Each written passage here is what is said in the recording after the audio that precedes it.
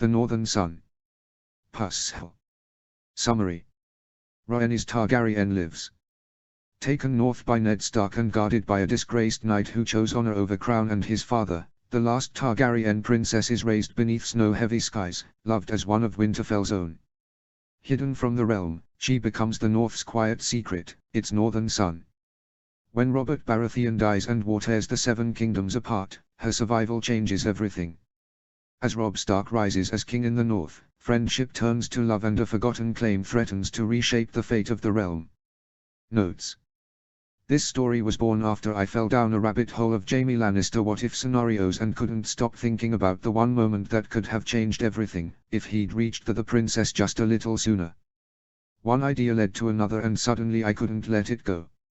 And, well, I also have a lifelong weakness for Robb Stark romances. Snowflake. So if I'm already rewriting history, I might as well give the North a secret worth keeping, and a love story forged in snow, loyalty and impossible choices. I hope you enjoy The Northern Son as much as I've enjoyed imagining it. Content warning. Please be aware that this chapter contains graphic violence, including the sack of King's Landing, child death and a depiction of sexual violence, off-screen but explicit in implication. Reader discretion is strongly advised. See the end of the work for more notes. Chapter 1, Ash and Oaths. Chapter text. Jaime's POV. 283 AC. The sword left his hand with a sound he would hear again in his dreams.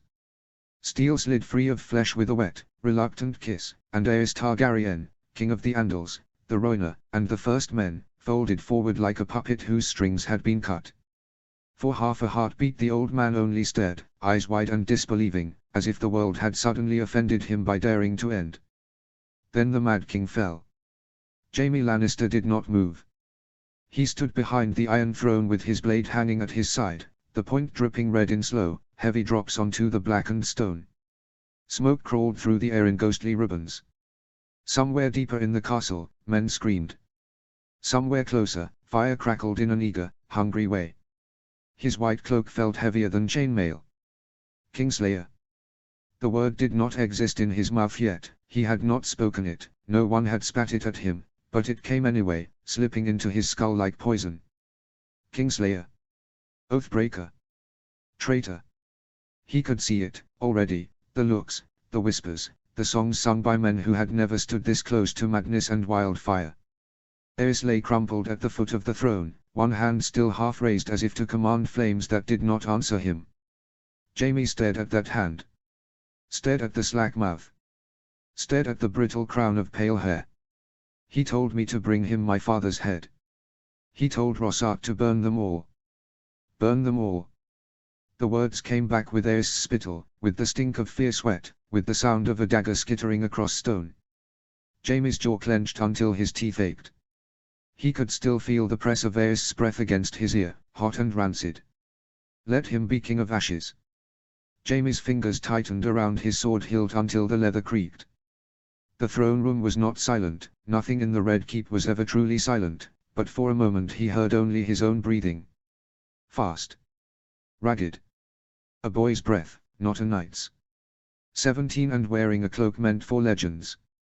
He forced himself to look away from the corpse. The doors. The steps. The long hall beyond, where the city burned. His head snapped up as if he'd been struck. Elia. The children. Aerys was dead. The pyromancers, if he could find them, would die next. But there was something else, someone else, screaming in the back of his mind like a warning bell.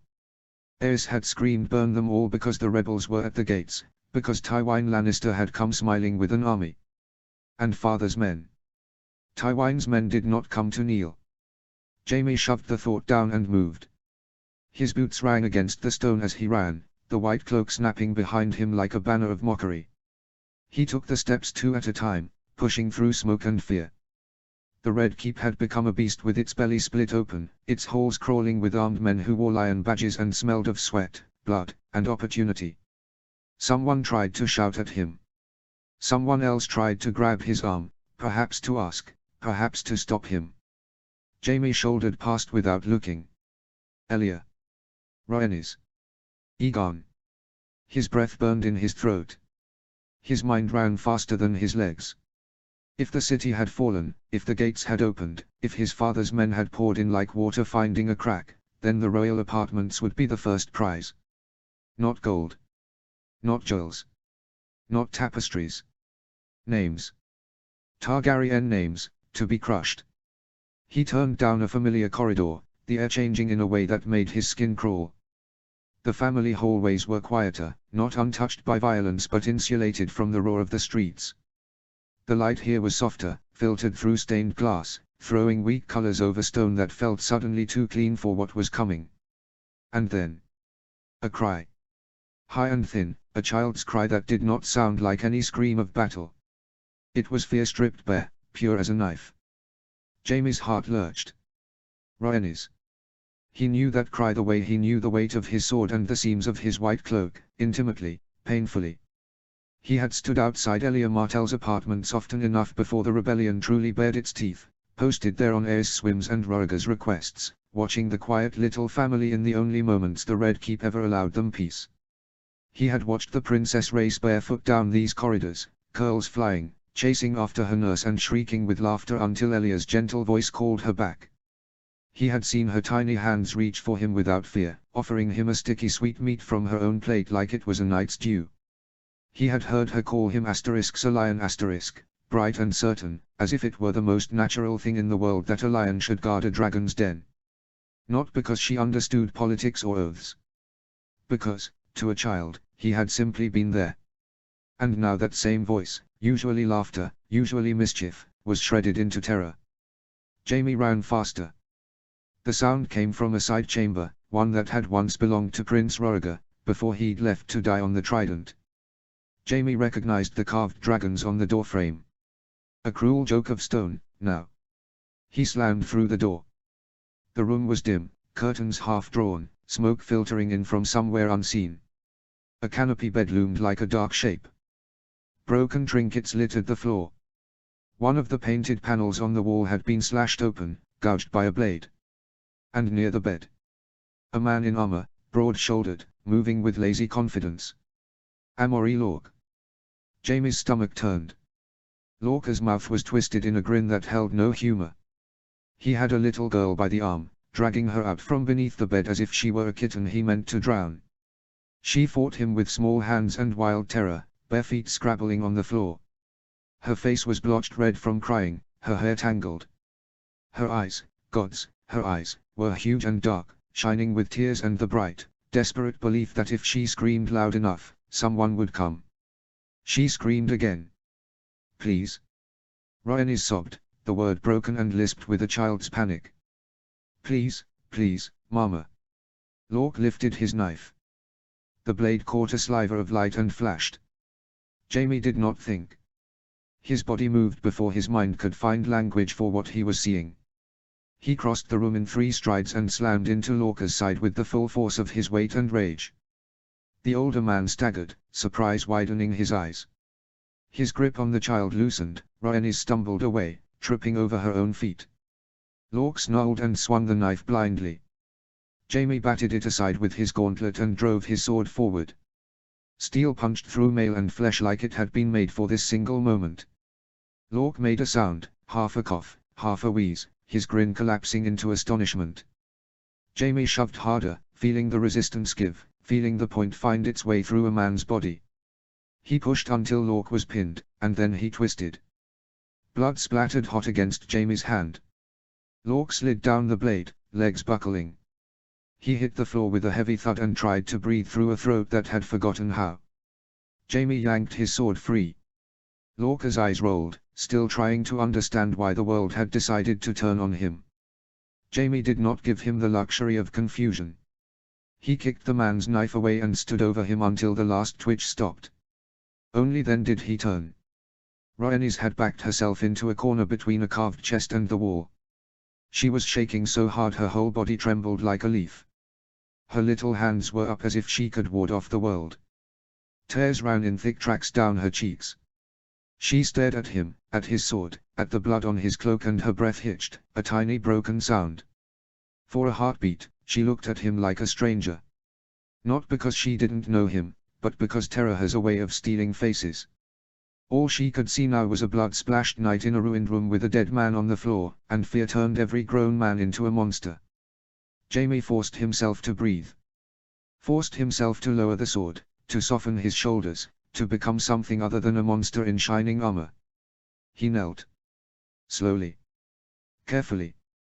Like approaching a frightened animal. "Princess," he said, and his voice sounded wrong, too hoarse, too raw. He swallowed and tried again. "Princess Rhaenys." Her lip quivered. She pressed her back harder into the wall, as if she could sink through stone. Jaime set his sword down on the floor, away from her, and lifted both hands, palms open. "I'm not going to hurt you," he said. "I swear it. You're safe." The words tasted strange in his mouth. Safe. Nothing was safe. Rhaenys made a tiny, strangled sob. "Mama," she whispered, voice cracking on the word. "Mamas," she couldn't finish. Jaime's chest tightened so sharply it felt like a blade had slid between his ribs. "I'm taking you to her," he lied, because it was the only thing he could offer a 3-year-old in the moment between terror and reality. "I'm taking you now." He crept forward on his knees until he was close enough to feel the heat of her small body, to smell the sweat and dust in her hair. He reached out a hand and stopped, giving her the choice. For one heartbeat, she hesitated. Then she made a desperate sound and threw herself into him like she was drowning. Jaime caught her on instinct. Her arms locked around his neck with surprising strength. She buried her face in the curve of his shoulder, sobbing into his white cloak until the fabric grew damp. Jaime held her like she weighed nothing. His hand came up and settled on the back of her head, fingers tangling gently in her curls. He rocked her once, twice, whispering nonsense words under his breath. Sure, you're all right, I've got you," the way he'd seen mothers do in the halls of Casterly Rock. The way he imagined Elia did, when no one was watching. Rhaenys clung tighter. And for one fragile moment, Jaime felt relief. It lasted the length of a breath. Because then, down the corridor, another scream tore through the air. A woman's scream. Raw, guttural, the sound of someone being destroyed. Jaime froze. "Elia." His eyes snapped up. His grip on Rhaenys tightened automatically, protective. The scream came again, and it punched straight through him. He could almost see it, Elia's face, her dark eyes, her pride and quiet steel. He had seen her once standing in a window, watching the city like she belonged to it despite being a hostage in all but name. Jaime's throat went dry. He looked down at Rhaenys, small and shaking in his arms. Her sobs had quieted to wet hiccups. She peered up at him through tear-blurred lashes. "Sir Lion," she whispered, the childish nickname, half a plea, half a question. Jaime's heart broke a little. "Yes," he said softly.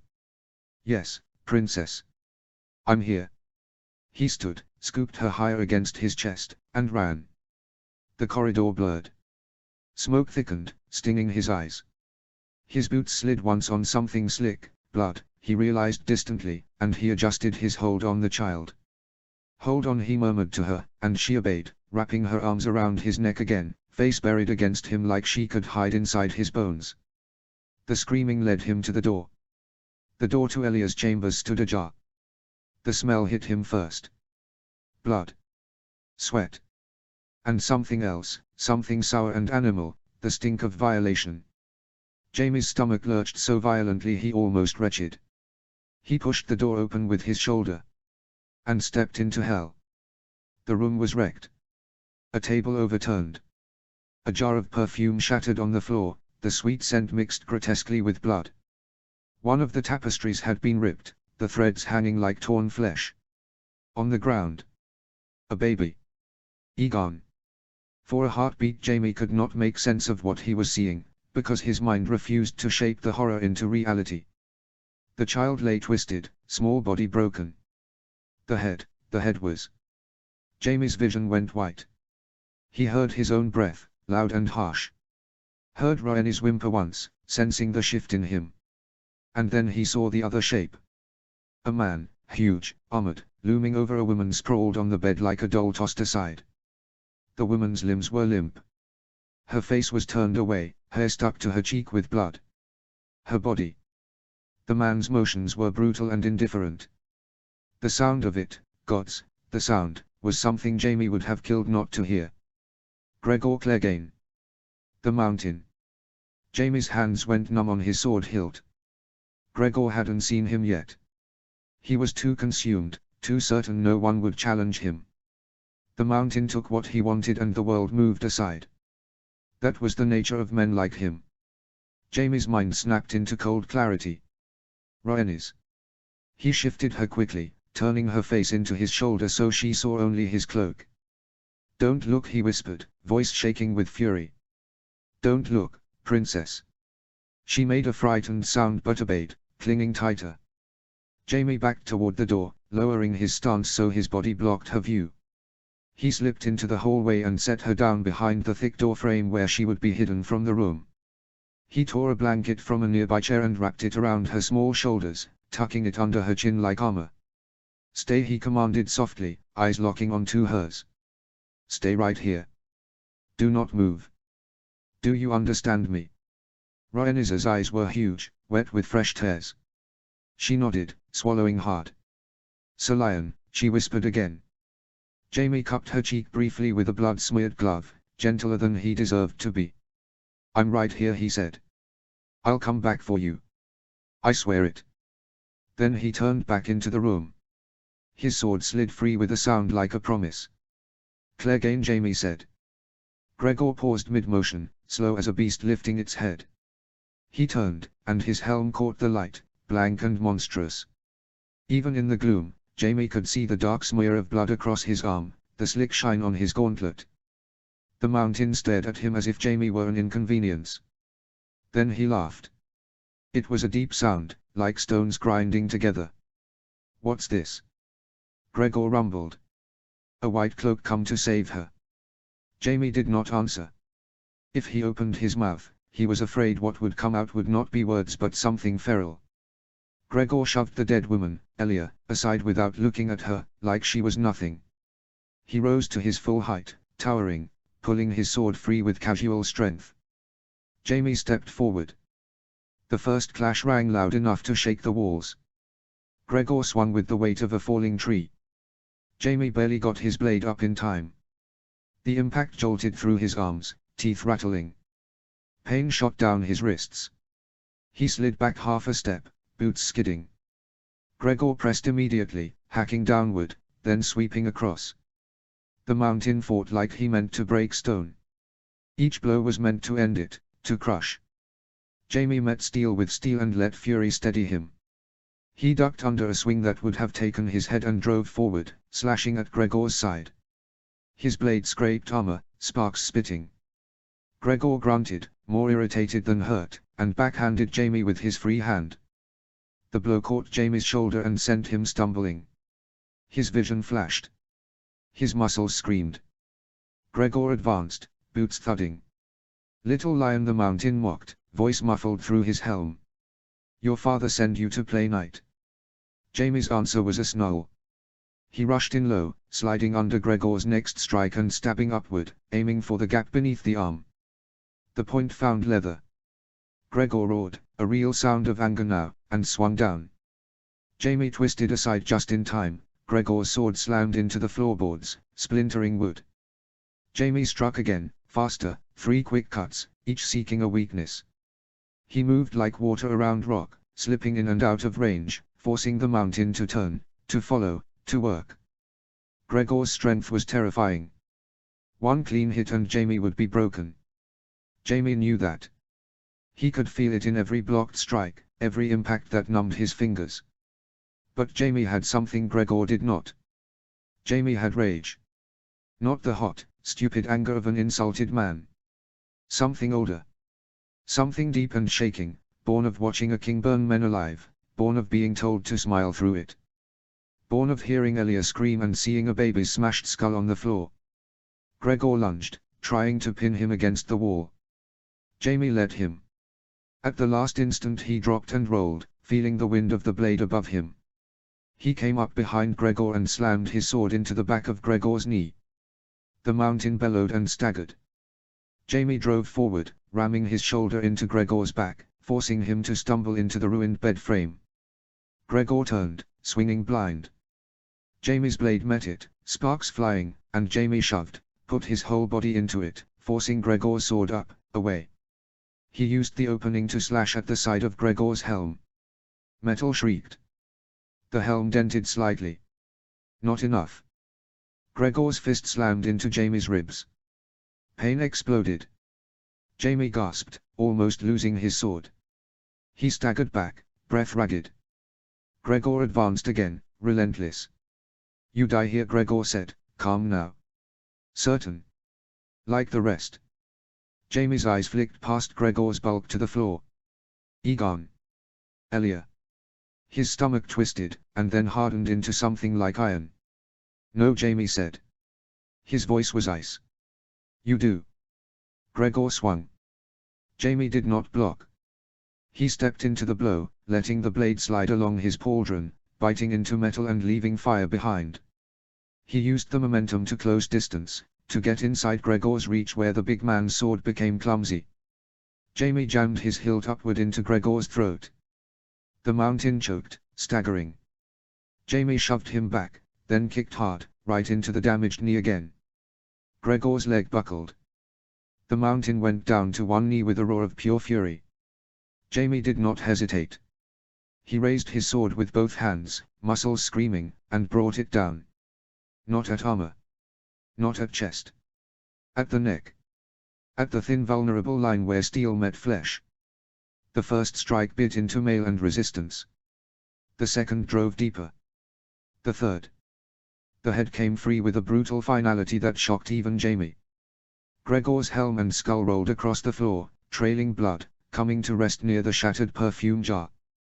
The body toppled sideways, heavy and twitching, and then it was still.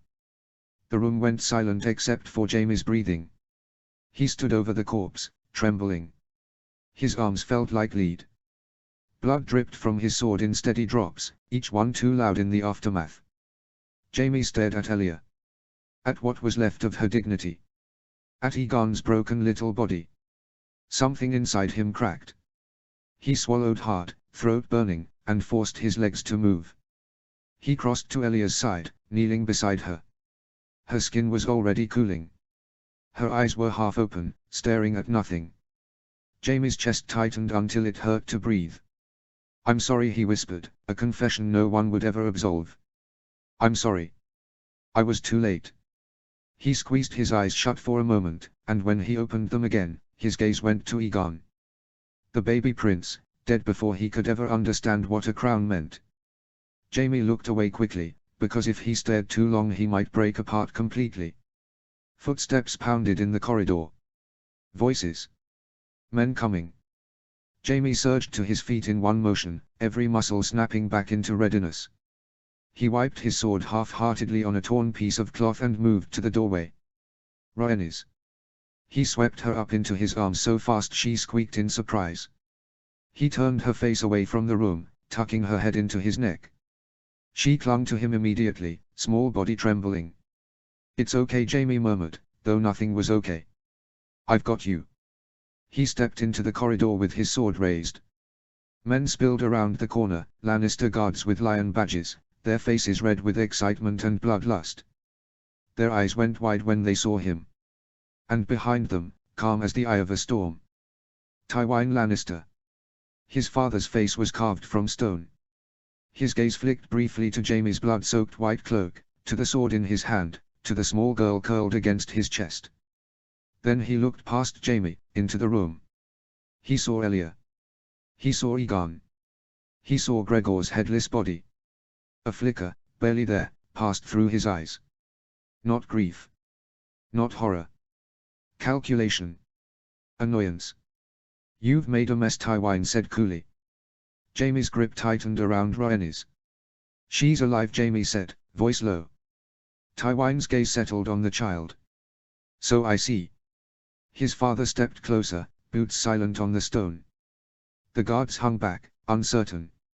No one wanted to be the first to move against a Kingsguard, even a Kingsguard who had just slaughtered 2 of their own men.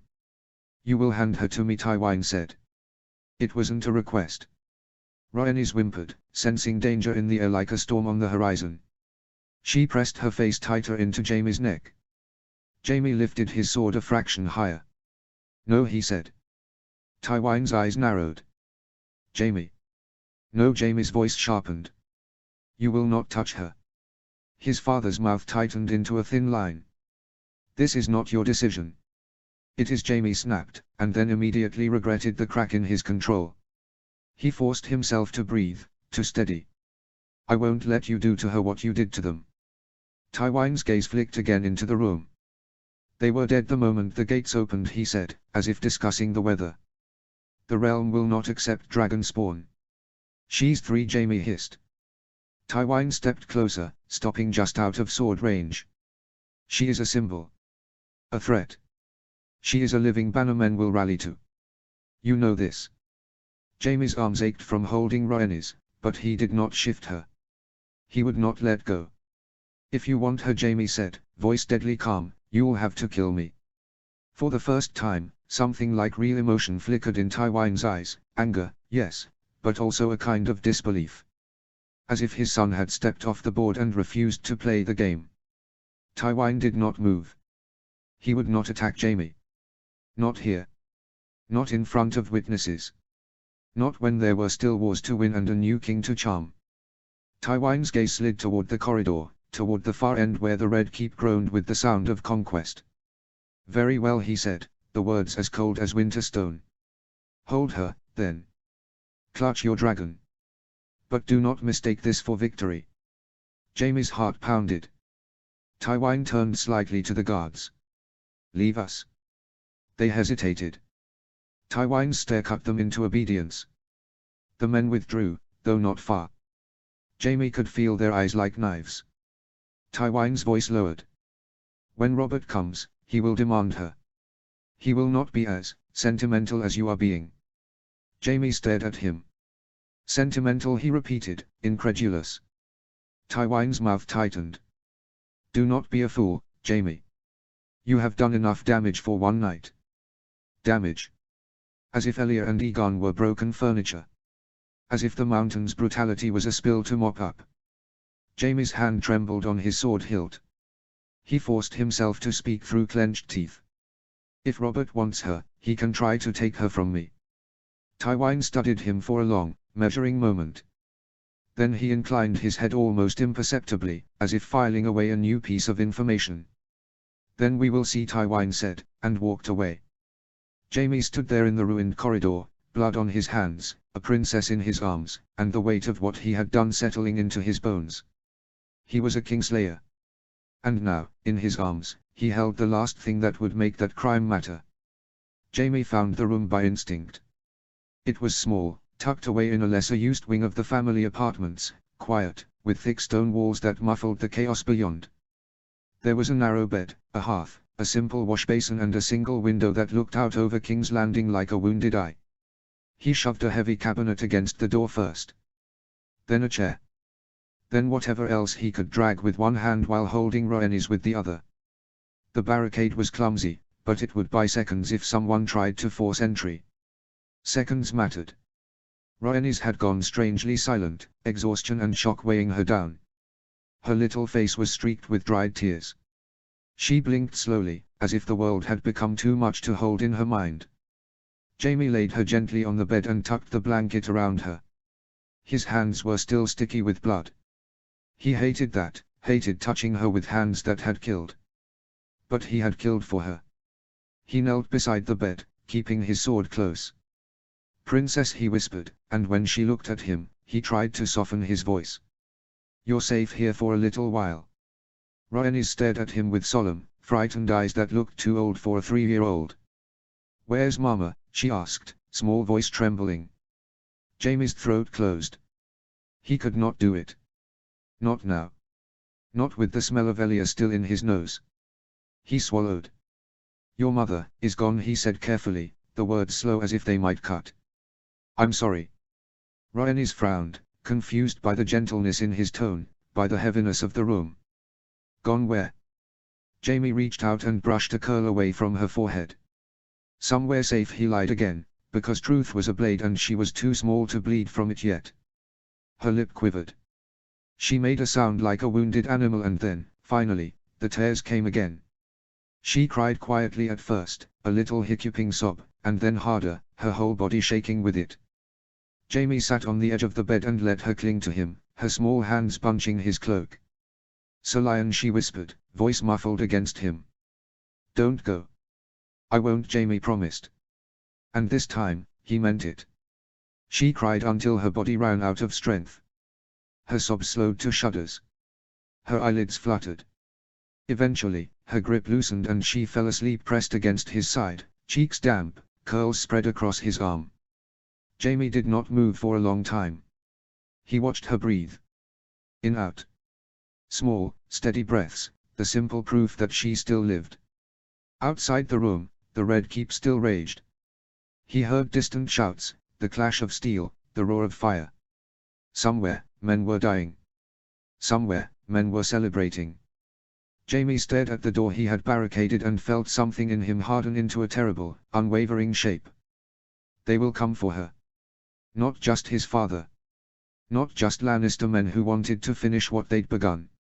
Robert. The rebels. The new king with his fury and his hammer and his hatred for dragon blood. Jamie closed his eyes and saw Aerys again, heard his whisper. Burn them all. He had killed Aerys to stop the fire. But the fire had only changed shape. It wore a stag now.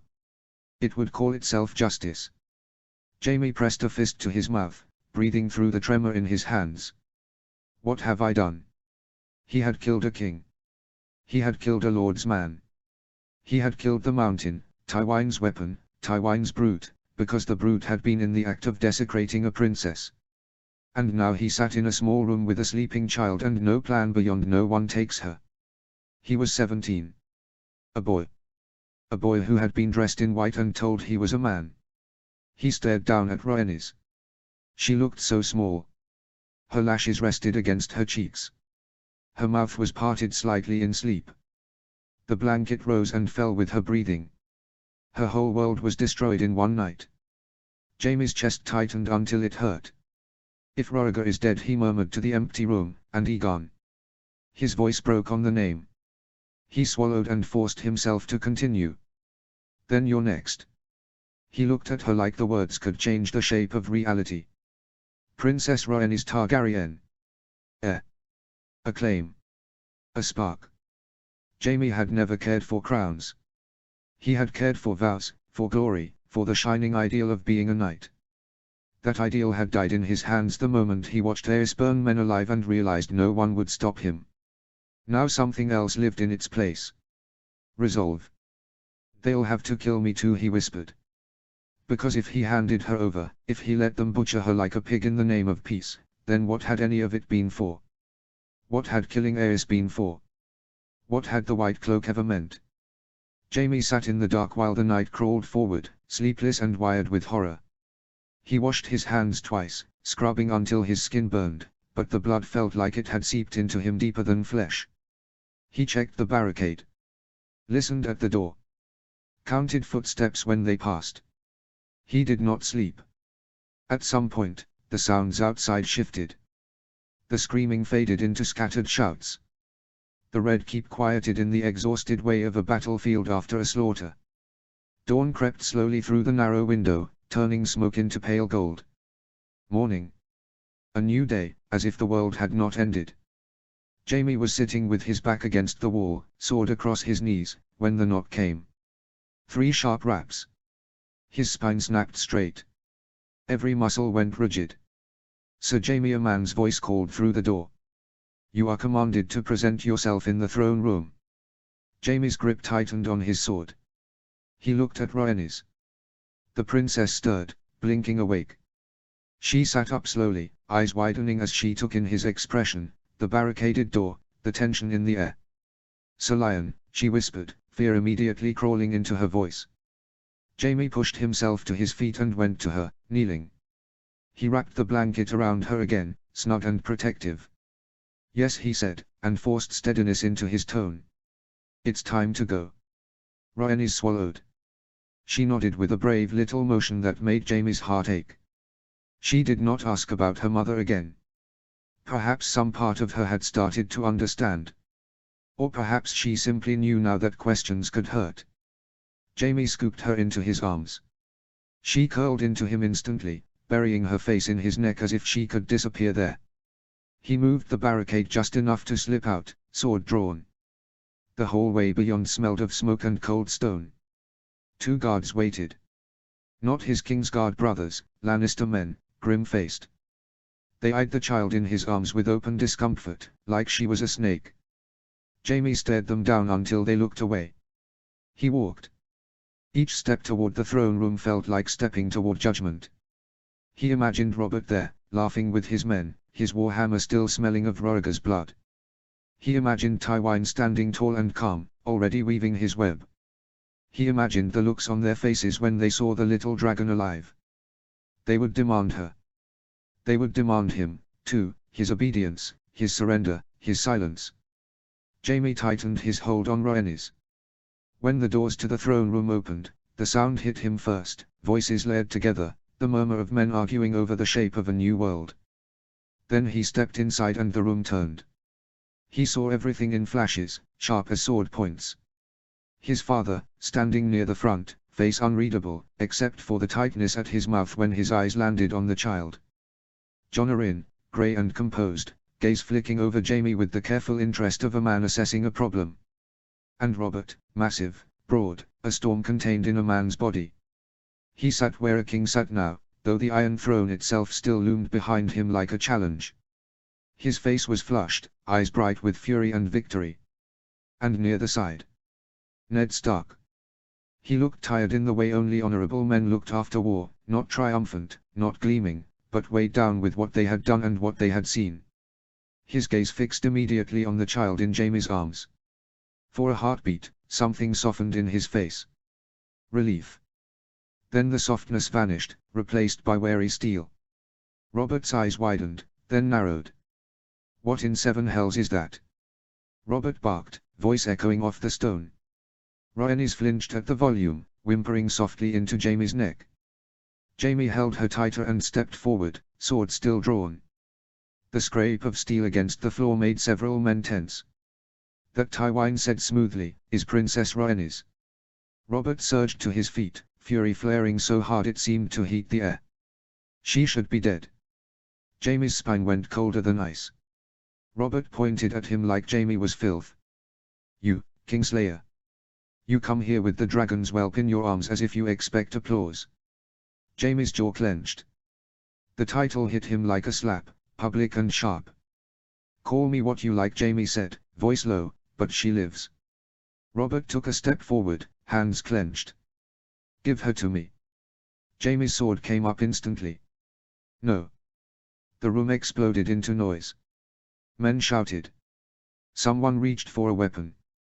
Someone else cursed. The air became sharp with threat. Robert's face turned a dangerous red. She's Targaryen, he snarled, as if the name itself were poison. Dragon spawn. A reminder. A claim. A knife pointed at my throat. She's a child, Jaime said, and his voice carried farther than he expected. Perhaps because the room had gone suddenly still around the edge of the shouting. Robert's eyes blazed. Children grow. Jaime did not flinch. So do kings, he shot back, and felt Tywin's stare sharpen like a blade at his audacity. Robert's hand went to his belt as if for a weapon. I should have you gutted where you stand. Jaime lifted his chin. Try. Rhaenys trembled against him, making a tiny frightened sound. Jaime shifted his body slightly so she was shielded by his shoulder and cloak. Then, cutting through the chaos like cold water. We do not kill children. Ned Stark's voice was not loud, but it had weight. The weight of a man who believed what he said. Robert snapped his head toward Ned. Do not start with me, Ned. Ned stepped forward, eyes hard. She is 3. Robert's mouth twisted. And she is Rhaegar's spawn. She is Elia Martell's daughter, Ned corrected, voice sharp. And Elia is dead. A flash of something, shame, perhaps, crossed Robert's face, quickly buried beneath rage.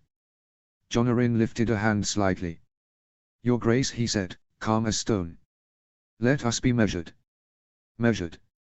Robert roared. While a Targaryen lives in my city. Tywin's voice slid in, smooth as silk. Your Grace, the girl can be dealt with. Jaime's head whipped toward his father, eyes burning. Tywin met his gaze without blinking, as if Jaime were a boy refusing to eat his vegetables. Ned's stare cut to Tywin, ice cold. No. The word hung there. Robert paced like a caged animal, breathing hard. You would have me let her live, he spat at Ned. Ned did not look away. Yes. Robert stared at him, incredulous. Why? Because we are not murderers, Ned said simply. The room trembled with tension. Jaime could feel the moment balancing on a knife's edge. One wrong word, one wrong movement, and Robert's fury would decide everything. Rhaenys whimpered softly. Jaime lowered his head just enough to murmur into her hair, "It's all right," though he did not believe it. Robert stopped pacing. He turned to look at the child again, and for a flicker of a second Jaime saw something complicated in his face, grief, perhaps, for Lyanna, twisted into hate for everything Targaryen. Then the fury returned. Fine, Robert snapped, like the word hurt to say. Fine. The room went still. Robert jabbed a finger at Ned. You want to save her so badly, Stark. Then she is yours to keep. Ned's eyes narrowed, cautious. Meaning? Take her north, Robert growled. Hide her in your snow and your silence. Keep her there. She never sets foot in the south. Never shows her face in my realm. Never whispers her name to anyone who might raise banners for her.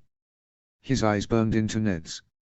If she does, if I so much as hear a rumor she's crossed the neck, she dies. Jaime's breath caught. Ned Stark held Robert's gaze for a long moment, then nodded once, slow and deliberate. I will take her, Ned said. And she will be kept safe. Robert's mouth twisted. Safe, he spat, as if the word offended him. Good. Then she can live, so long as she stays buried. Ned stepped forward, turning his attention to Jaime. He moved carefully, respectful of the sword still in Jaime's hand. Sir Jaime, Ned said, voice low, give her to me. Jaime stepped back. Rhaenys made a small sound of panic and clung tighter, her fingers twisting into his cloak. No, Jaime said, and the room tensed again. Ned's expression hardened. If you want her to live, he said, controlled, this is the only path Robert is offering. Jaime's eyes flicked to Robert, to father, to Jon Arryn, weighing every face, every intention. Then he looked at Ned again. If she goes north, Jaime said slowly, so do I. A murmur swept the room like wind through dead leaves. Tywin's head snapped toward him. Jaime. Jaime ignored him. Ned stared at him as if he'd grown a second head. Why? Jaime's mouth tightened. The answer was too big, too raw, too much. Because he had been too late for Elia. Because a baby's skull was smashed on stone. Because his father's men had come like butchers and he had finally done something that mattered. Because the girl in his arms was looking at him like he was the only solid thing left in the world. She's my charge now, Jaime said, voice rough. And I will not leave her. Tywin stepped forward, anger sharp and dangerous. You will not throw away your cloak for a dead dynasty. Jaime turned his head slightly, just enough to meet his father's eyes. She's not dead, Jaime said, cold. She's right here. Tywin's jaw tightened. A king's guard belongs to the king. Jaime's laugh was short, humorless. Then it seems I no longer belong anywhere. He looked at Robert. The new king's face twisted. You would abandon your oath. Jaime held Robert's gaze and felt something settle in him with grim calm. I broke my oath when I killed Aes, Jaime said. Or perhaps he broke it first when he ordered the city burned and demanded I bring him my father's head. He lifted his chin. Either way, I'm done pretending my cloak makes me clean. The room was deadly quiet. Jaime looked at Ned again, and for the first time he let the desperation show, just barely. I will protect her, he said. I will protect your household, if you'll have me. I'll be your sworn sword, your hostage, your prisoner, call it whatever you want. But I'm not giving her to men who see only her blood. Ned Stark stared at him hard. There was no love there. No trust. Starks and Lannisters were enemies carved into history. But Ned's gaze dropped to the child, Rhaenys, wrapped in a blanket, eyes wide and shining with fear, her small hand clutching Jaime's cloak like it was a lifeline. And Ned saw it. He saw how she clung. He saw the way Jaime held her, not as a trophy, not as a political piece, but as a shield held close. After a long moment, Ned nodded once. "Very well," Ned said. "You may come." Tywin's face darkened like a storm. "Jaime," he said, voice low and dangerous. Jaime did not flinch. He turned his head, pressing his cheek briefly against the top of Rhaenys's curls, a small, steadying gesture meant for her as much as for himself. Then he looked back at the men who would have killed her and said the words that cut the last thread between him and the life he had known. "Then I resign," Jaime said simply. His voice carried a boy in a white cloak, soaked in blood, declaring himself free. Or damned. He didn't care which. Rhaenys shifted in his arms and whispered, trembling, "Sir Lion." Jaime tightened his hold on her. "I'm here," he murmured. "And I'm not leaving you." Outside, King's Landing still smoked.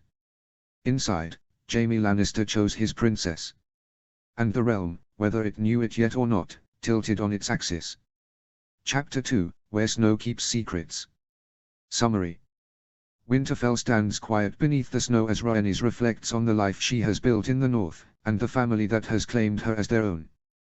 But old wounds stir when news arrives from the south and the safety she has known begins to feel fragile once more. Chapter text. Rhaenys's POV. 298 AC. Snow had fallen in the night the way it always did in Winterfell, quietly, without ceremony, as if the castle itself had simply exhaled and left frost on everything it touched. By morning the godswood was hushed beneath a thin white skin, the bare branches of the sentinel trees holding powder in their crooked arms, and the air carried that particular northern stillness that made even breathing feel like something sacred.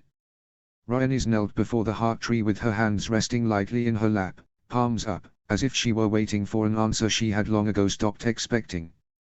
The snow did not reach this place. It never truly did. The ground near the old weirwood was always damp and dark, rich with rot and memory, the roots thick as serpents and the earth soft as if the godswood itself had a pulse.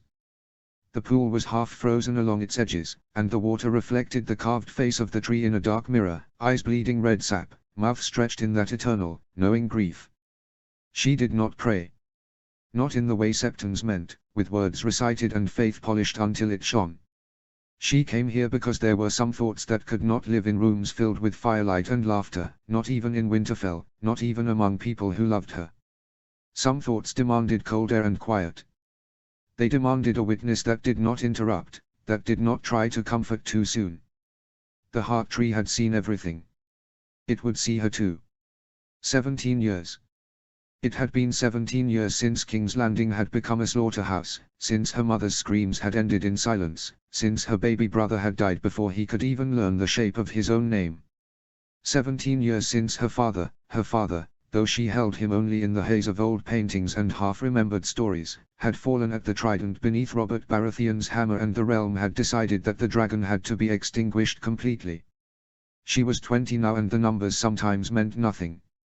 Time was a strange thing in the north, where winters could swallow years, where childhood could stretch long and soft, until the world abruptly remembered it was sharp. In the reflection of the pool she saw herself in fragments, dark hair braided back from her face, a thick cloak folded around her shoulders, the pale arc of her throat above the fur line. The white streak that would have betrayed her, the streak that had once been her most obvious inheritance, was gone beneath dye, the color kept carefully deep and even. She had done it for so long now that the idea of walking with the streak bare felt as intimate and dangerous as walking naked through the great hall. And her eyes, those, she could not change. They were violet in certain light, the color of bruises and twilight. But Winterfell was full of shadows, and she had learned which corners softened her gaze into something almost ordinary, something that could be explained away with a careless story about distant blood and half-forgotten lineage. Dane, some would say. A bastard's trick of the light. If anyone asked at all. For the world beyond the north, she was not Rhaenys Targaryen. She was Rhysand, a name that tasted of sun and lies, a bastard girl Lord Stark had taken under his wing out of some old, inexplicable mercy. There were plenty of bastards in the world. A bastard girl in Winterfell was not worth the king's attention. Rhaenys almost smiled at that, though it did not reach her eyes. Mercy had brought her here. Mercy and steel. A rustle in the branches overhead. A bird shifting, perhaps. The gods would always felt alive in small ways, even when everything else slept under snow. Her gaze drifted, as it always did, toward the path that led back to the castle, toward the places where her life existed in warmth and noise and the chaos of children who were no longer children. Robb, she thought first, because she always did, like the North always thought of its heir without meaning to. Robb Stark had been her closest friend for as long as she could remember, in that way some bonds formed not through effort but through inevitability. He was a steady presence, the first to find her when she wandered too far into quiet, the first to stand between her and cruelty, even when he was only a boy himself. He had grown into himself like a sword drawn slowly from its sheath, tall, strong, with the easy confidence of someone who had never questioned where he belonged. When he laughed, Winterfell felt larger. When he frowned, it was as if even the stone listened. He knew her silences. He did not demand she fill them. And when she did speak, when the past pressed too hard against her ribs and she found herself shaking with a grief she could not justify to people who had not lived it, Robb did not look away. He had never looked away. He simply sat with her, shoulder against hers, like an oath made without words. Jon came next, softer and more complicated, because Jon Snow had always existed like a quiet shadow at the edge of the light. He did not take up space the way Robb did. He did not demand attention. Jon simply was. A calm presence, a steady gaze, a voice that could cut through tension with surprising sharpness when he chose to speak. Jon had always had her back, quietly, without ever making it a performance. Not in the beginning, when he had still been little more than a red-faced bundle in a cradle and she herself had been barely old enough to understand why Winterfell felt so vast and cold. But as the years passed and he grew into his own small, stubborn steadiness, Jon became a constant at her side. She remembered him as a boy, solemn beyond his years, pressing a poorly carved wooden soldier into her hands with a seriousness that made her throat ache, as if he were offering her proof that she belonged. Jon had never known why she needed it, only that she did, and that had always been enough for him. He understood what it meant to be kept slightly apart even while being loved. He understood what it meant to watch true-born siblings with a careful, aching tenderness and wonder where exactly you fit. And she loved him for that, fiercely. Not because he was perfect, Jon could be stubborn, brooding, too ready to swallow his own hurt, but because he was good. Because he never let bitterness make him cruel. Sansa was laughter and silk and sunlight in a world of grey wool. Dreamy, lively, always collecting stories the way other girls collected ribbons. When Rhaenys was younger, she had sometimes watched Sansa and felt a quiet envy, not of her beauty, not even of her certainty, but of the way she could believe in songs without flinching. Sansa could picture the South like a painted mural, knights, ladies, tourneys, romance. She could picture life as something that happened to her gently. Rhaenys did not have that gift. But Sansa's joy was contagious, and she had loved Sansa for years because Sansa loved so completely. She loved her family, loved her pets, loved the idea of love, and there was something disarming about a heart that opened in a world that so often rewarded closed fists. Then Arya who moved like a blade slipping free, rebellious and quick, a shadow that refused to behave like a lady's shadow. Arya had been Rhaenys's constant companion in mischief when they were younger, her little wolf with wild eyes and scraped knees, always daring Rhaenys to climb higher, run faster, sneak farther. Arya was the sort of girl who would not survive long in King's Landing without learning to bite. Here, in the north, Arya bit freely and was loved for it. Rhaenys adored her the way you adore a storm you know will never be tamed. And Bran, sweet, adventurous Bran, who had always been half in the world and half in the sky. There had been years when he followed her like a duckling, wide-eyed and earnest, asking endless questions about dragons and knights and whether people in the south really ate lemons all the time. He had always wanted stories, but he wanted them the way he wanted to climb, for the thrill, for the view, for the feeling that anything was possible if you were bold enough to reach for it. Bran was another shadow too, though his shadow was full of light. And Rickon, baby wolf, little wild thing, still small enough that she could scoop him up and spin him around until he squealed, still young enough to crawl into her lap without shame and fall asleep with his head on her thigh. She adored Rickon in the uncomplicated way you adore someone who has not yet learned what fear truly is. In him, Winterfell felt new again, like the world could still be soft. They meant everything to her. They were the shape of her life. And then, hovering above them all like the roof above Winterfell, Ned Stark. Lord Eddard Stark, Warden of the North, the man who had once stood before a furious king and said no when the whole realm expected him to bow.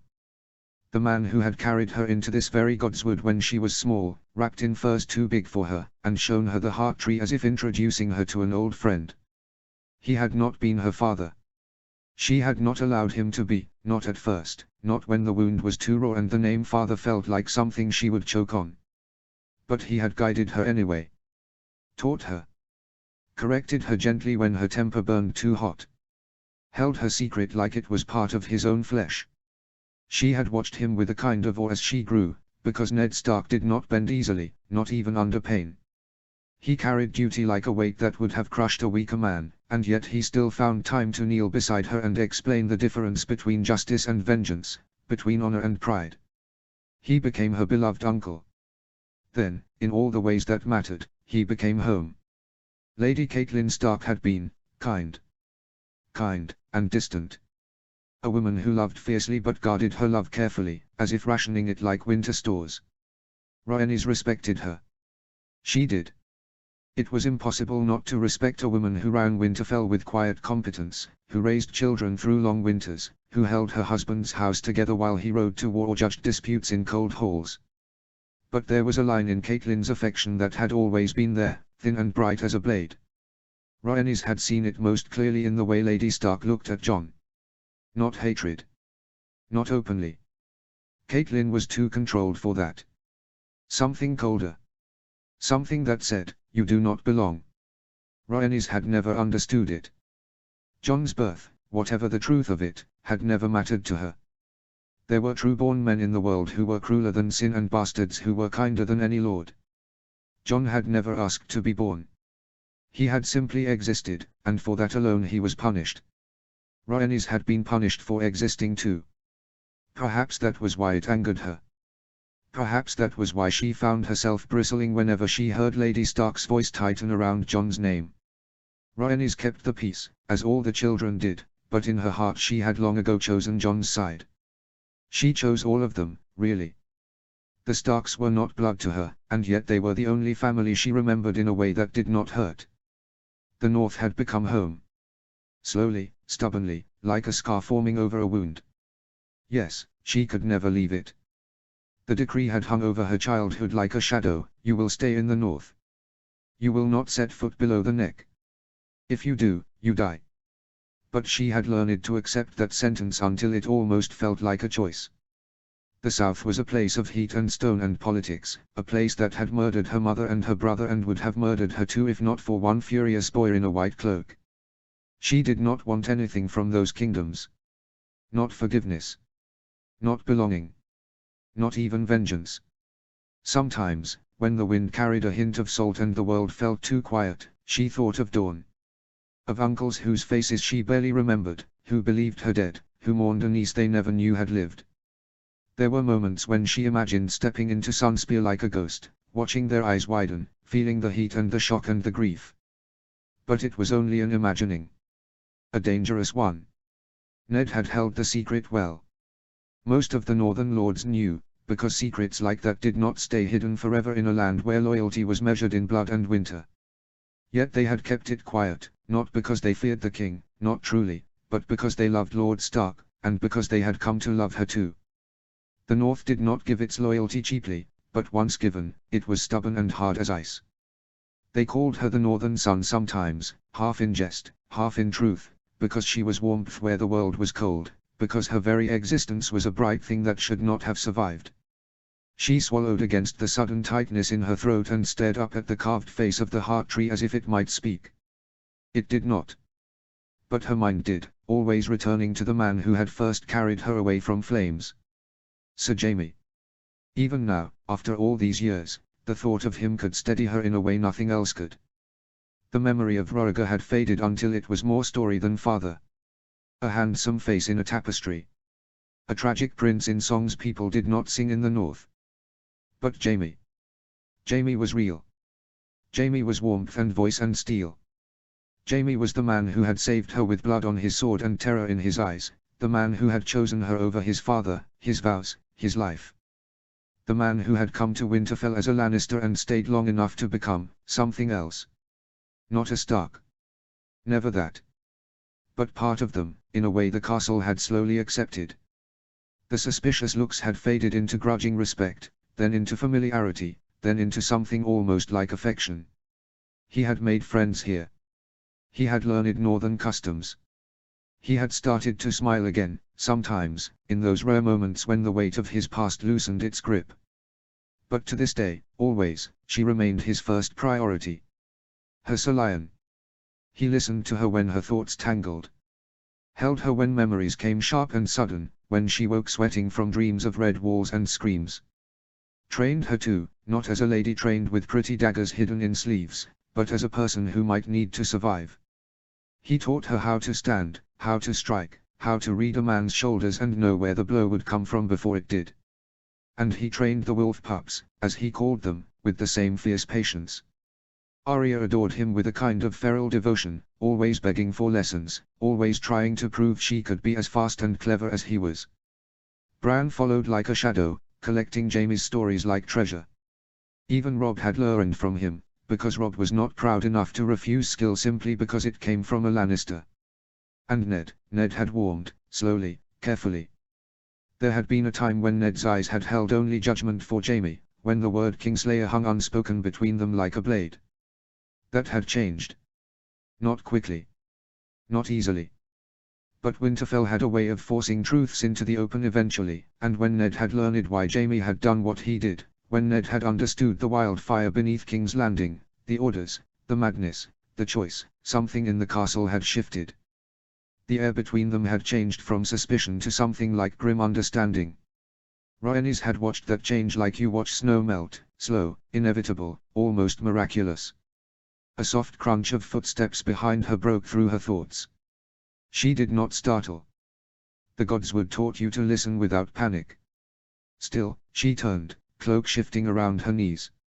Ned Stark stood a few paces away, his breath visible in the cold air, dark hair threaded with grey now, though he did not look old so much as weathered. Like stone that had endured too many winters. He wore his usual furs and leathers, and the sword at his hip looked like it belonged there, as natural as his hands. His gaze softened when he saw her. "There you are," he said, voice gentle, as if he had been looking for her without wanting to disturb her. Rhaenys rose, brushing damp earth from her knees. "I was always here," she teased quietly. Ned's mouth twitched, almost a smile. "A stubborn girl," he murmured. "Like a wolf." "And like the sun," she replied, a little more softly. His eyes warmed at that. "My son Wolf," he said, and the nickname, spoken in his voice, wrapped around her chest like something warm. She always felt it then, that strange little ache of belonging. That grateful, fierce warmth that made her want to laugh and cry at the same time. Ned stepped closer, glancing toward the heart tree as if acknowledging the old gods, then back to her. "Bran and Arya," he began, and there was already resignation in his tone. Rhaenys groaned, unable to help it. "What have they done now?" Ned's eyes flickered with reluctant amusement. "They tried to get into the kitchens through the smoke flue." Rhaenys blinked. "Why?" "To steal honeycakes," Ned said, as if that explained everything it needed to. Rhaenys laughed despite herself, a real sound that startled a raven somewhere above them. "Bran will break his neck one day," she said, shaking her head. "Arya will push him," Ned replied dryly, and this time his smile was clearer, brief but genuine. They talked a moment longer in that easy way they always did, about the children, about how Robb was growing too serious, about how Rickon had taken to biting anyone who tried to take his wooden sword away. Small things. Safe things. And then Ned went quiet. So quiet that Rhaenys felt it in her bones before he spoke. His gaze drifted toward the pool, toward the bleeding red reflection of the heart tree, as if he were looking at the past and trying not to flinch. "Jon Arryn is dead," he said. The words fell into the godswood like stones into still water. Rhaenys did not speak at first. She watched his face carefully, saw the tightness around his eyes, the way his jaw worked as if he were grinding something bitter between his teeth. Jon Arryn. The name still carried weight, even for her, though she had met him once. She knew him only through Ned's stories and the way his voice changed whenever the Lord of the Eyrie was mentioned, steadier, softer, touched with something like gratitude.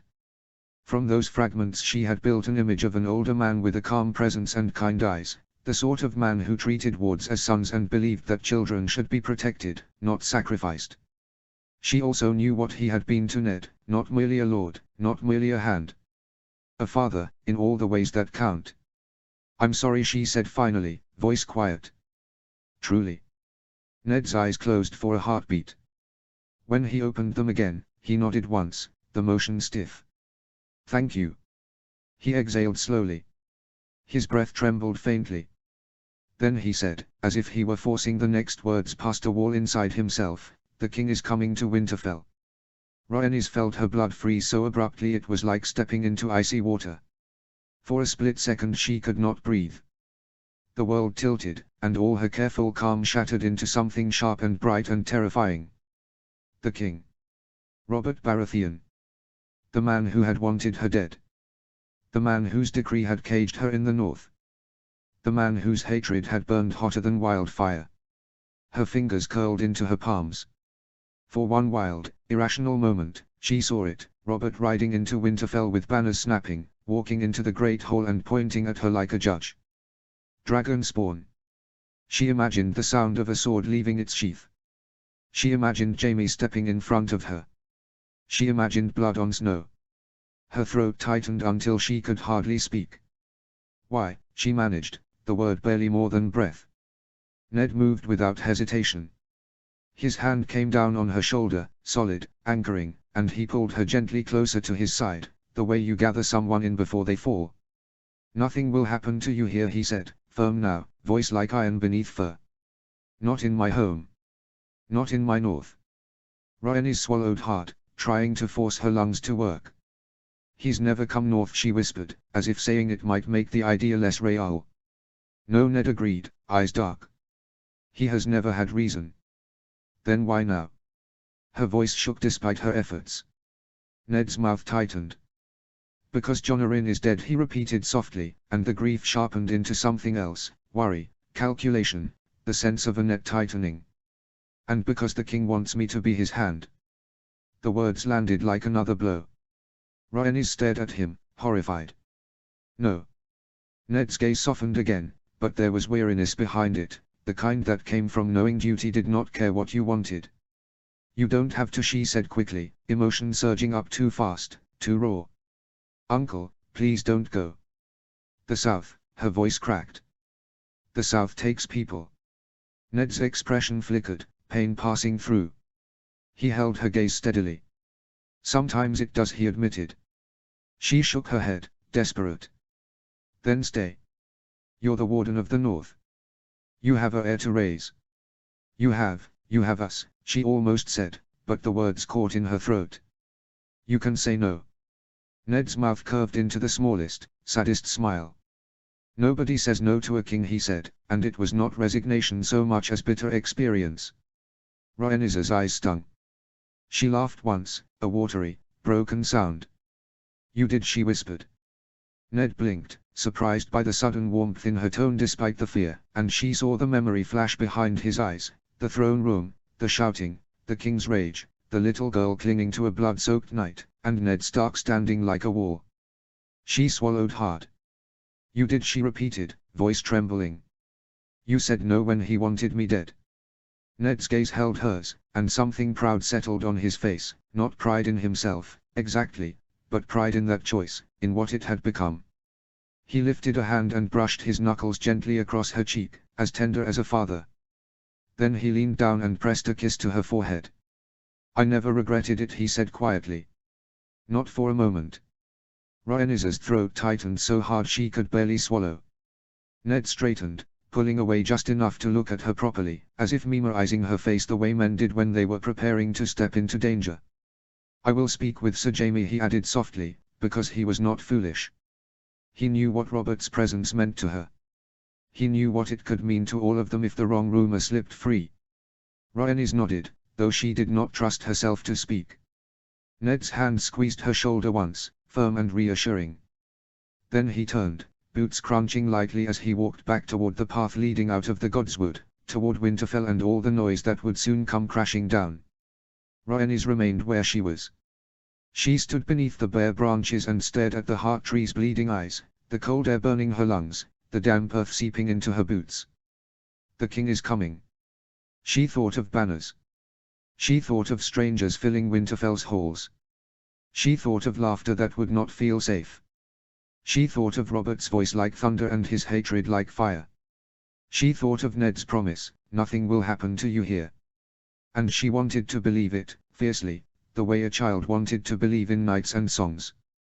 But she had been a princess once. And princesses learned early that safety was always conditional. Rhaenys sank slowly back to her knees before the heart tree, not praying, not truly. Only thinking. Only listening to the quiet. Only trying to prepare her heart for whatever would come with the crown's footsteps on Winterfell's stone. Because the past, no matter how deeply buried, had a way of clawing its way back to the surface when kings came calling. Jaime's POV. Jaime knew something was wrong the moment the summons came. It wasn't the message itself, "Lord Stark asks for you in his study," because that was not unusual. He had stood in Ned Stark's study more times than he could count over the years, sometimes to argue, sometimes to plan, sometimes simply to sit in companionable silence while the Lord of Winterfell read reports and pretended not to listen to Jaime's commentary on northern architecture. It was the tone. Winterfell had a way of speaking to those who lived within it long enough. The corridors felt different when trouble came. The stone seemed to lean in, listening. The air tightened, as if bracing. Jaime entered the study as he always did, without ceremony, without armor, sword belted at his side more from habit than necessity. "My lord," he greeted easily, inclining his head. "You look like a man about to sentence someone to hard labor. If it's me, I'd like to lodge a formal complaint in advance." Ned Stark looked up from his desk. There were new lines at the corners of his eyes that hadn't been there when Jaime had first come north, blooded and defiant, a 17-year-old with a princess clutched to his chest and a kingdom's hatred on his back. The years had carved him, but they had not softened him. If anything, they had sharpened him into something formidable in its quiet way. Ned did not smile. Jaime's grin faded a fraction. "Well," Jaime sighed lightly, leaning one shoulder against the stone wall near the door, "that bad, is it?" Ned gestured for him to sit. Jaime did, crossing one leg over the other with practiced ease, watching the Stark Lord with a soldier's attention masked beneath casual posture. For a long moment, Ned said nothing. He folded his hands together, staring at them as if weighing what they might hold if he reached for the wrong thing. "The king is coming to Winterfell," Ned said at last. The world went very, very still. Jaime did not move. Not a muscle. Not a breath. His mind, however, exploded. Fire. Steel. A little girl screaming his name. Blood on white cloth. A throne room full of shouting men. A king's voice thick with hatred. Dragon spawn. A hammer falling. For a heartbeat, a single, terrifying heartbeat, he was 17 again, standing in a ruined hallway with a sword slick in his hand and a child shaking behind him. Then he forced himself back into his body. "Robert," he said flatly. Ned nodded once. Jaime leaned back in his chair, the wood creaking softly beneath his weight, and laughed, a short, humorless sound. "Of course he is." Ned's gaze sharpened. "You expected this?" "No," Jaime said honestly. "But I should have. Trouble always finds its way south to north eventually. It just usually freezes before it reaches us." His fingers flexed once, slow and controlled. "How long?" he asked. "A fortnight," Ned replied. "He rides with his court." Jaime exhaled through his nose. "A court?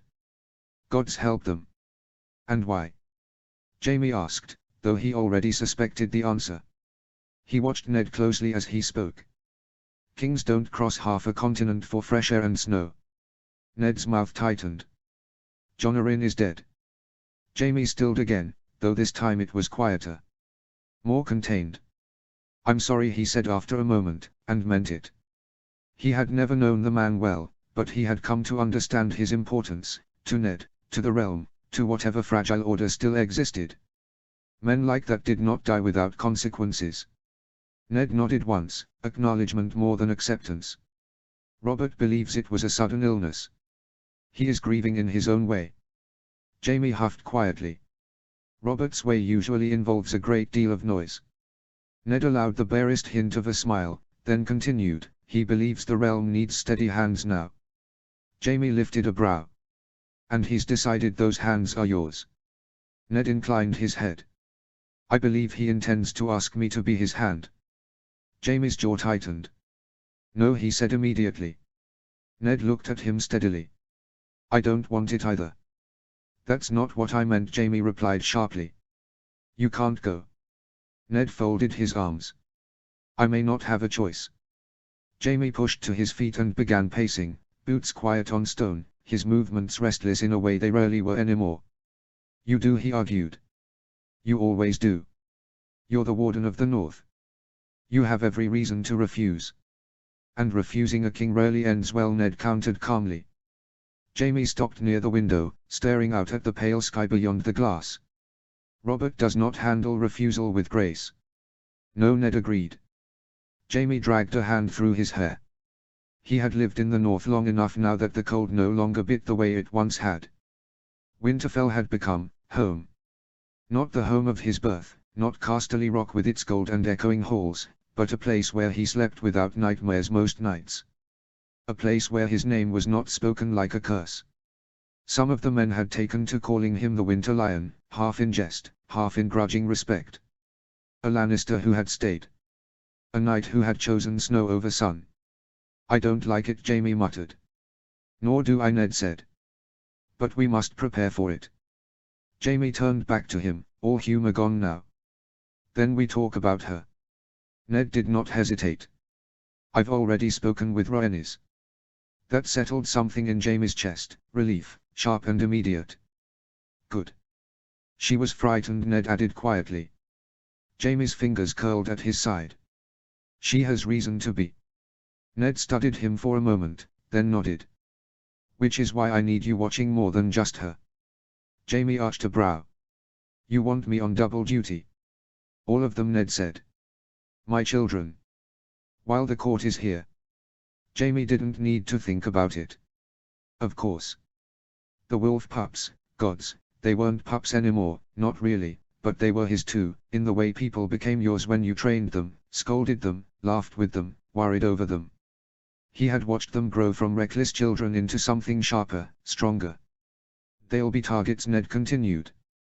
"For curiosity, for influence, for manipulation."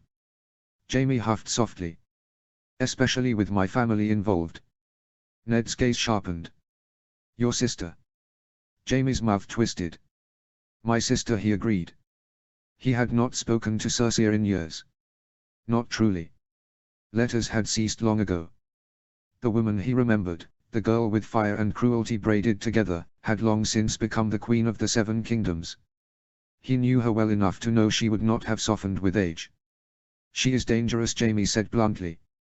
"Not with a blade. With words. With smiles. With silence." Ned listened carefully. "Be cautious around her," Jamie continued. "Around what you say. What you imply. She remembers slights like other people remember prayers." "And her children?" Ned asked. Jamie's jaw tightened. "I only know what Tyrion tells me. And Tyrion is not prone to exaggeration. That alone should have been warning enough. The boy who wears the crown," Jamie added slowly, "is wrong. I can't explain it better than that. There's something off about him." Ned absorbed that in silence. "I trust your judgment," Ned said finally. Jamie inclined his head. "Then I'll do what I always do." "What's that?" Ned asked. Jamie's smile was thin but resolute. "Stand between danger and the people who matter." Ned dismissed him soon after, returning to his papers with the weight of the realm settling back onto his shoulders. Jamie left the study without ceremony. He did not pause. He did not detour. He went directly to where he knew his princess would be. Rhaenys's chambers were warm, the hearth lit and steady, casting golden light across stone and furs. The door was closed. Jaime knocked once. "Come in," her voice called, quieter than usual. He entered. She lay on her bed atop the covers, boots discarded, cloak folded neatly nearby. She stared at the ceiling as if it might offer answers. One hand rested on her stomach, fingers curled loosely, the other dangling at her side. She did not look at him when he closed the door. Jaime leaned back against the wall near her bed, crossing his arms, simply watching her. He had learned long ago that she would speak when she was ready. Pushing her never helped. The silence stretched, comfortable in its familiarity. So she said finally, "The king is coming." Jaime nodded. Word travels fast. She turned her head slightly, violet eyes sharp despite the fatigue behind them. "Uncle Ned told you?" "He did." She swallowed. "What does it mean?" Jaime chose his words carefully. "It means we're careful. It means we prepare. It means nothing changes about who you are or where you belong." Her gaze softened at that, just a little. "I won't let anything happen to you," he added, voice firm. She huffed quietly. "You always say that." "And I'm always right," he replied, a hint of his old arrogance slipping in, deliberately. He saw her mouth twitch despite herself. She rolled onto her side, facing him now. "You don't get to be wrong about this." He pushed off the wall and sat on the edge of her bed. "Then it's a good thing I won't be." Jaime reached out and rested his hand over hers, warm and solid. "Rhaenys," he said softly, using her name the way only he did, without titles, without fear. "You are my girl. That hasn't changed in 17 years, and it won't change now." She closed her eyes briefly at that, breathing in, breathing out. "You saved me," she said quietly. "Every day after that night." He shook his head once. "You saved yourself. I just kept the world from finishing the job." She smiled then, slow and genuine, and it felt like a small victory. The moment shattered as the door banged open. "Absolutely not." Robb Stark stormed in without knocking, red-faced and furious, hands flying as he spoke. "He does not get to waltz into Winterfell like he owns the place." Robb Jon said from beside him, calmer but no less intense, his eyes immediately going to Rhaenys, concern written plainly across his face. Jaime snorted. "And good evening to you too." Robb shot him a look. "You knew?" "Yes. And you didn't tell us." "I value my life," Jaime replied dryly. Robb turned back to Rhaenys. "This is an insult," he fumed. "After everything." "I know," she interrupted gently. "But shouting at the walls won't stop him." Jon stepped closer, quieter. "Are you all right?" She nodded. "I am." Jaime watched them with amusement and something like gratitude. They were good men already. Better than most. Before the conversation could go any further, the door burst open again. Arya and Bran barreled in like twin storms, skidding to a halt beside the bed. "Is it true?" Arya demanded. "Is the king really coming? Does he have a sword?" Bran added breathlessly.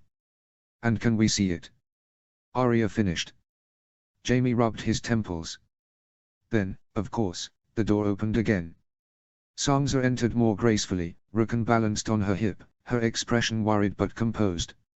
She sat carefully on the bed beside Rhaenys just as Rickon wriggled free and crawled immediately into Rhaenys's arms, pressing his face into her chest like that alone could fix everything. Rhaenys laughed softly, wrapping her arms around him. The tension in her shoulders eased visibly. Sansa placed her hand over Rhaenys's. "We're here," she said quietly. "No speeches. No drama. Just presence." Jaime watched the bed fill with Stark children like a pile of direwolves, loud, warm, fiercely protective. Arya talking over Robb trying to argue strategy, Bran asking questions, Rickon giggling, Sansa steady and calm in the center of it all. Rhaenys looked at them with shining eyes. "I love you," she said simply. They crowded closer. Jaime leaned back against the wall again, arms crossed, smiling. He had never regretted coming north. not once. And he would burn the world down before he let anyone take this from her. Chapter 3, Steel Before Dawn. Summary. This chapter is very much about tension under the surface, anger, loyalty and the quiet ways people protect each other before the storm truly arrives. Chapter text. Rhaenys's POV. Sleep abandoned her long before dawn. It was not the kind of wakefulness that drifted in gently, the sort that came with birdsong or the slow, natural easing of dreams into thought. This was sharp and immediate, a jolt of awareness that left her staring into darkness with her heart already racing, her mind screaming as if someone had struck a bell inside her skull and left it ringing. The king is coming. The crown is coming. The past is coming. Rhaenys lay still for a long moment, staring at the canopy above her bed, the shadows shifting faintly as the fire in the hearth burned low. The room was quiet, too quiet. Winterfell slept around her, thick stone and snowbound walls holding everything in place, but her thoughts refused to be contained. They pressed and collided, memories bleeding into fears, fears sharpening into anger. She exhaled slowly. I need to move, she thought. If she stayed here, if she let the thoughts coil tighter, she knew exactly where they would lead, to King's Landing, to blood and screaming, to a child clutching a lion's cloak and begging the world not to end. She pushed herself upright before the images could root. She dressed quickly, pulling on layers without care for neatness, braiding her hair back with rough efficiency. The sword belt came last. The familiar weight at her hip steadied her in a way nothing else quite could. Jaime's chambers were quiet when she reached them, the door dark against the stone. She did not hesitate. She knocked once, hard, and then opened it without waiting. Up, she said flatly. There was a muffled groan from within, followed by movement. It's not light yet, came Jaime's voice, thick with sleep and mild disbelief. This is an outrage. Even the wall respects civilized hours. Rhaenys stepped fully into the room. I'm going to hit something, she said. It can either be you or we can go to the yard. There was a pause. Then the covers shifted. Give me a moment, Jaime muttered. I need to decide if this is bravery or a death wish. By the time the eastern sky began to pale, they were in the training yard. The cold bit immediately, sharp and clean, turning breath into white clouds. Frost clung to the ground, crunching beneath boots. The air smelled of iron and snow and wood smoke drifting from distant chimneys. Jaime rolled his shoulders as he loosened up, sword already in hand, movements practiced and smooth despite the early hour. All right, he said, eyeing her with quiet attentiveness. What are we angry about today? She didn't answer. Rhaenys drew her blade instead, the familiar rasp of steel clearing the scabbard cutting through the silence. She set her stance without thinking, feet planted, weight balanced, grip firm. Jaime had drilled it into her for years until it lived in her muscles rather than her mind. Jaime raised a brow. That angry, then? He saluted her properly, because he always did, and then he came at her. The first clash rang sharp and loud in the cold air. Steel met steel, the vibration shuddering up her arm. She welcomed it. The sting, the weight, the demand for focus, it dragged her fully into her body, yanked her out of the storm in her head. She struck hard and fast, putting everything behind the blow. Jaime caught it easily, turning her blade aside with infuriating grace. Too much shoulder, he said calmly. You telegraph when you do that. She adjusted and came again, quicker this time, angling low. Jaime stepped back, parried, countered in one smooth motion that would have taken her head off if he hadn't deliberately pulled it short. She gritted her teeth and pressed harder. Anger bled into her strikes, not wild, not sloppy, but sharp-edged and relentless. Every thought she refused to give words to went into her arms, her legs, the snap of her wrists. The king's coming. The court's eyes. The memory of fire. The injustice of it all, that after 17 years of quiet, of loyalty, of being good, she still had to brace herself for a crown that had never stopped threatening her existence. Jaime met her blow for blow. Breathe, he said quietly, blocking a slash aimed at his side. You're letting it rush you. I'm fine, she snapped, spinning away from his counter. He huffed. That's what people say right before they get disarmed. She lunged again, forcing him to retreat a step. Satisfaction flared, brief, bright. She could keep up with Robb and Jon now, could push them hard enough to earn their respect, not just their protectiveness. But Jaime was something else entirely. He moved like water around her fury, redirecting rather than meeting it head-on, letting her exhaust herself against his control. Every correction was maddeningly precise. "Your footwork's slipping," he noted, calm as ever. She snarled and came in close, too close, aiming for his ribs. He twisted, caught her wrist, and shoved her back just enough to reset the distance. "Again," he said. She obliged. Somewhere at the edge of her awareness, she registered movement. More bodies. Familiar shapes drifting into the yard as the castle woke. Robb, already dressed and alert, leaning against the rail with his arms crossed, watching intently. Jon beside him, quieter, eyes tracking every movement with careful focus. Theon Greyjoy lounged a little farther off, sword slung over his shoulder, mouth already curved into something smug. "Didn't know we were watching a lesson," Theon drawled.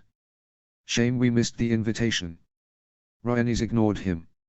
She drove forward, blade flashing, forcing Jaime into a tighter defense.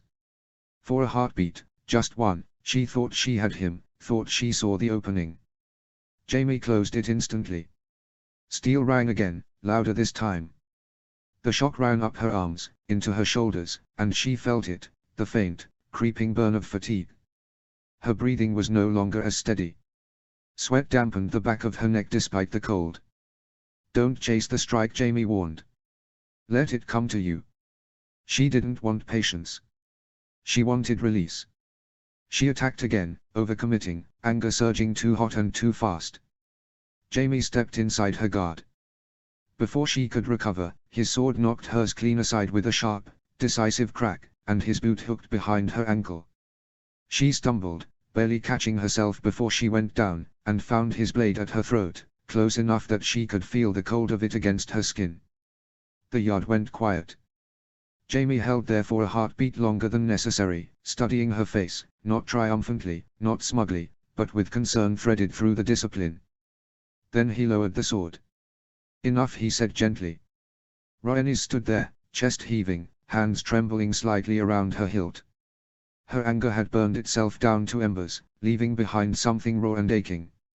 She heard Theon mutter something under his breath, probably a joke, probably a jab. She didn't care enough to catch the words. Robb pushed off the rail, concern flickering across his face. "You all right?" "I'm fine," she said again, and this time it was true enough. She sheathed her sword without ceremony and turned away from them all. "Rah," Jaime started. She didn't stop. She walked past Robb and Jon without looking at them, past Theon without acknowledging his presence, her boots crunching against the frost-hardened ground. The cold bit into her lungs with every breath, sharp and bracing. The godswood waited. It always did. She didn't hear Jaime's footsteps follow her, though she knew he considered it. She didn't hear Robb call her name, or Jon's quieter voice behind him. She needed the silence the way she needed air. By the time she reached the heart tree, her hands had steadied. She sank down at its roots, breath finally slowing, the old weirwood's carved eyes watching her with the same patient, bleeding stillness as always. Here, at least, the noise stopped. And for the first time that morning, she could breathe. Robb's POV. They all stood there for a moment after she left. The cold settled back into the yard like it had been waiting for her anger to burn itself out before reclaiming the space. Frost creaked faintly beneath boots. Breath fogged the air. Steel hung quiet. Robb watched Rhaenys's back until she disappeared through the archway, her cloak snapping once before the stone swallowed her whole. He knew that walk. Knew the tension in her shoulders, the way she held herself when she needed distance more than comfort. She was going to the Godswood. Of course she was. Well, Theon drawled, breaking the silence like a stone tossed into still water. That was entertaining. Didn't know bastards got that worked up over royal visits. Or women, for that matter. Guess it's the temper. The sound of steel leaving a scabbard cut him off. Robb barely had time to turn before Jaime Lannister moved. It was fast. Brutally so. Jaime crossed the distance in 3 long strides and slammed Theon back against the rail with one hand, his sword angled just enough that the cold kiss of its edge pressed into Theon's throat. Not enough to cut. Enough to promise. You will, Jaime said calmly, voice low and precise, keep her name out of your mouth. Theon froze. Gone was the smirk, the easy arrogance.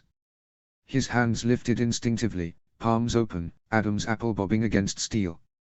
I was joking, Theon said, too quickly. 7 hells, Lannister. You weren't, Jaime replied, eyes flat. And if you ever speak of her like that again, I won't stop at manners. There was no heat in his voice. No anger.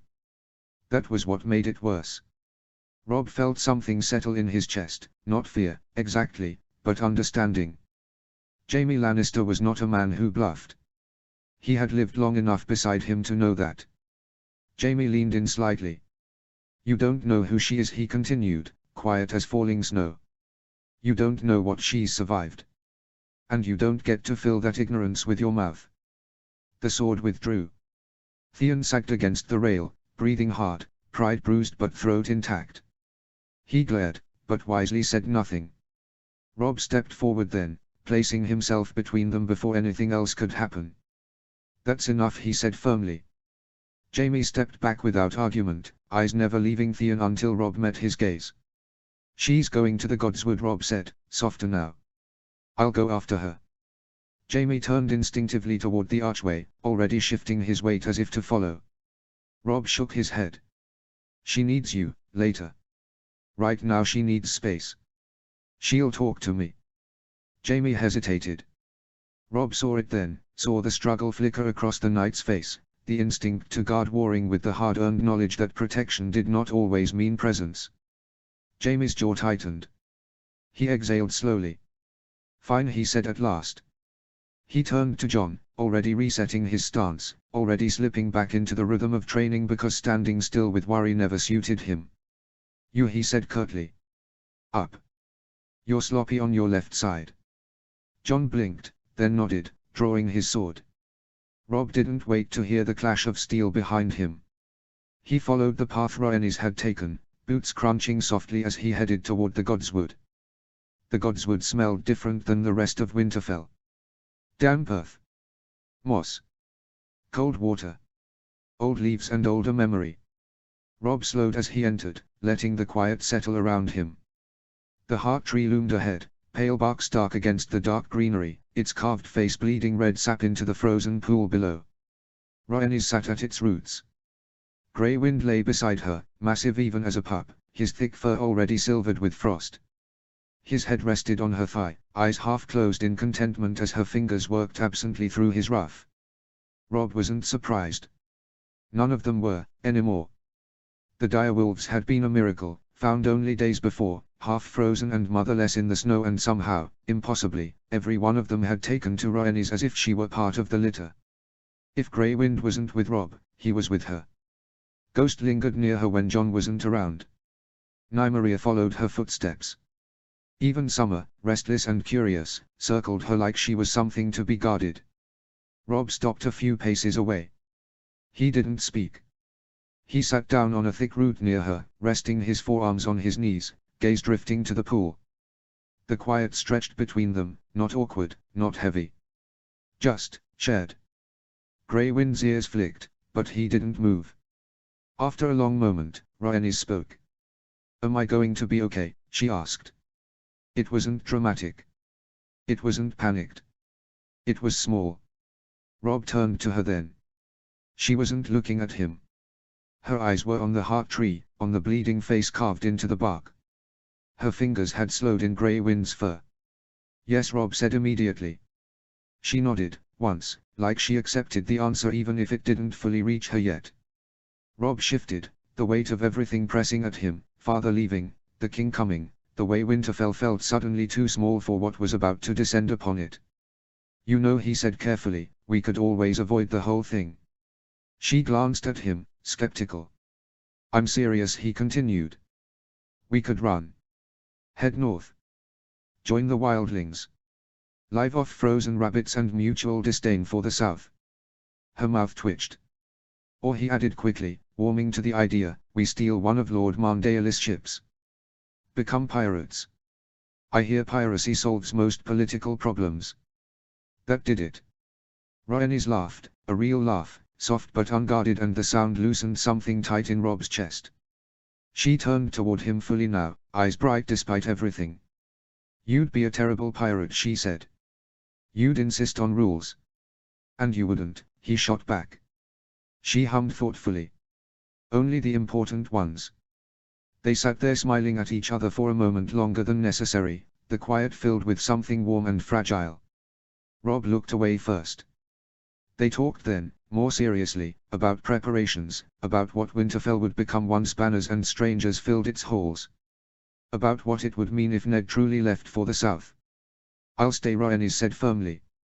If he goes, I'll be here. I'll help you. Rob nodded, heart lifting at the certainty in her voice. I know, he said. And he did. He had never doubted it. She was his best friend. Not like Jon. Jon was something else, something quieter and deeper, but Rhaenys was the person who stood beside him when decisions felt too heavy, who understood the weight of expectation without being crushed by it. What do you know of the royal family? Rob asked after a moment. She shrugged.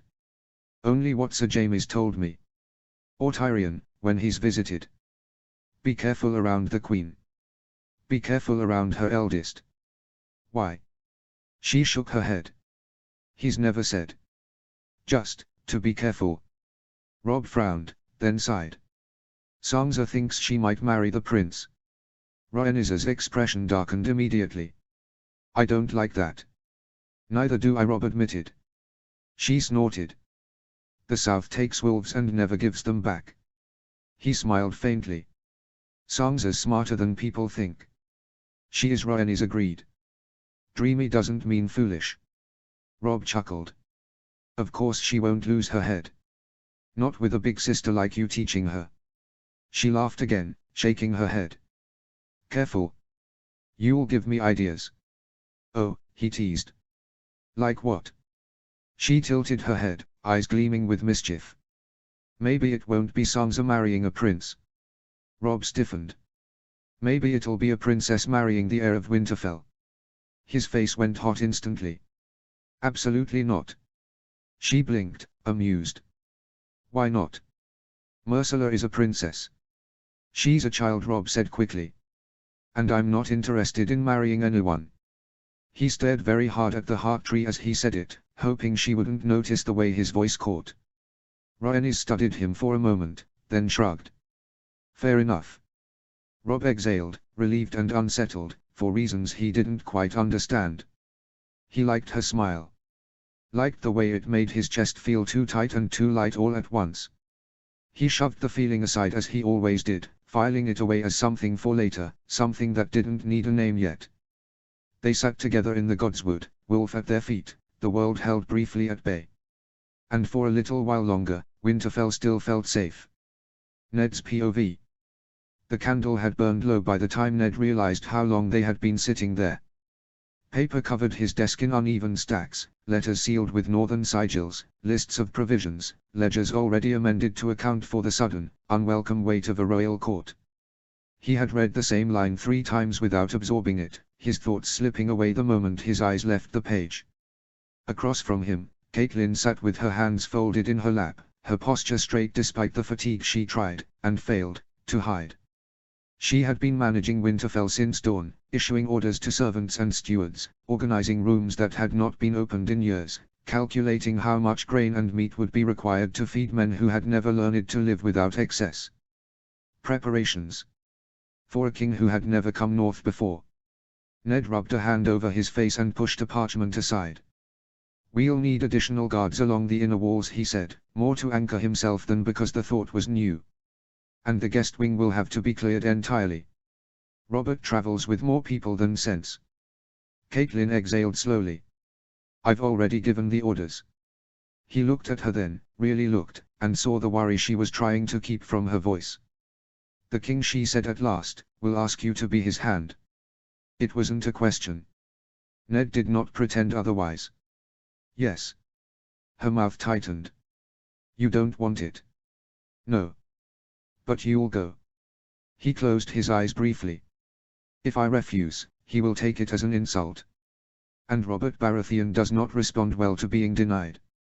Catelyn stood and began to pace, skirts whispering softly against the stone floor. The South has never been kind to honorable men, she said. And it has never forgiven you. Ned said nothing. After a moment, she stopped and turned back to him. Is that all he's coming for? Ned met her gaze steadily. I believe so. Believe was doing a great deal of work in that sentence. Catelyn searched his face, then nodded, accepting what she could not change. But the tension did not leave her shoulders. If anything, it deepened. And the girl, she asked quietly. Ned did not need her to say Rhaenys's name. She is no longer a child, Catelyn continued. She is visible now. The court will notice her. Yes, Ned agreed. And Sir Jaime, Catelyn added, the name careful, measured.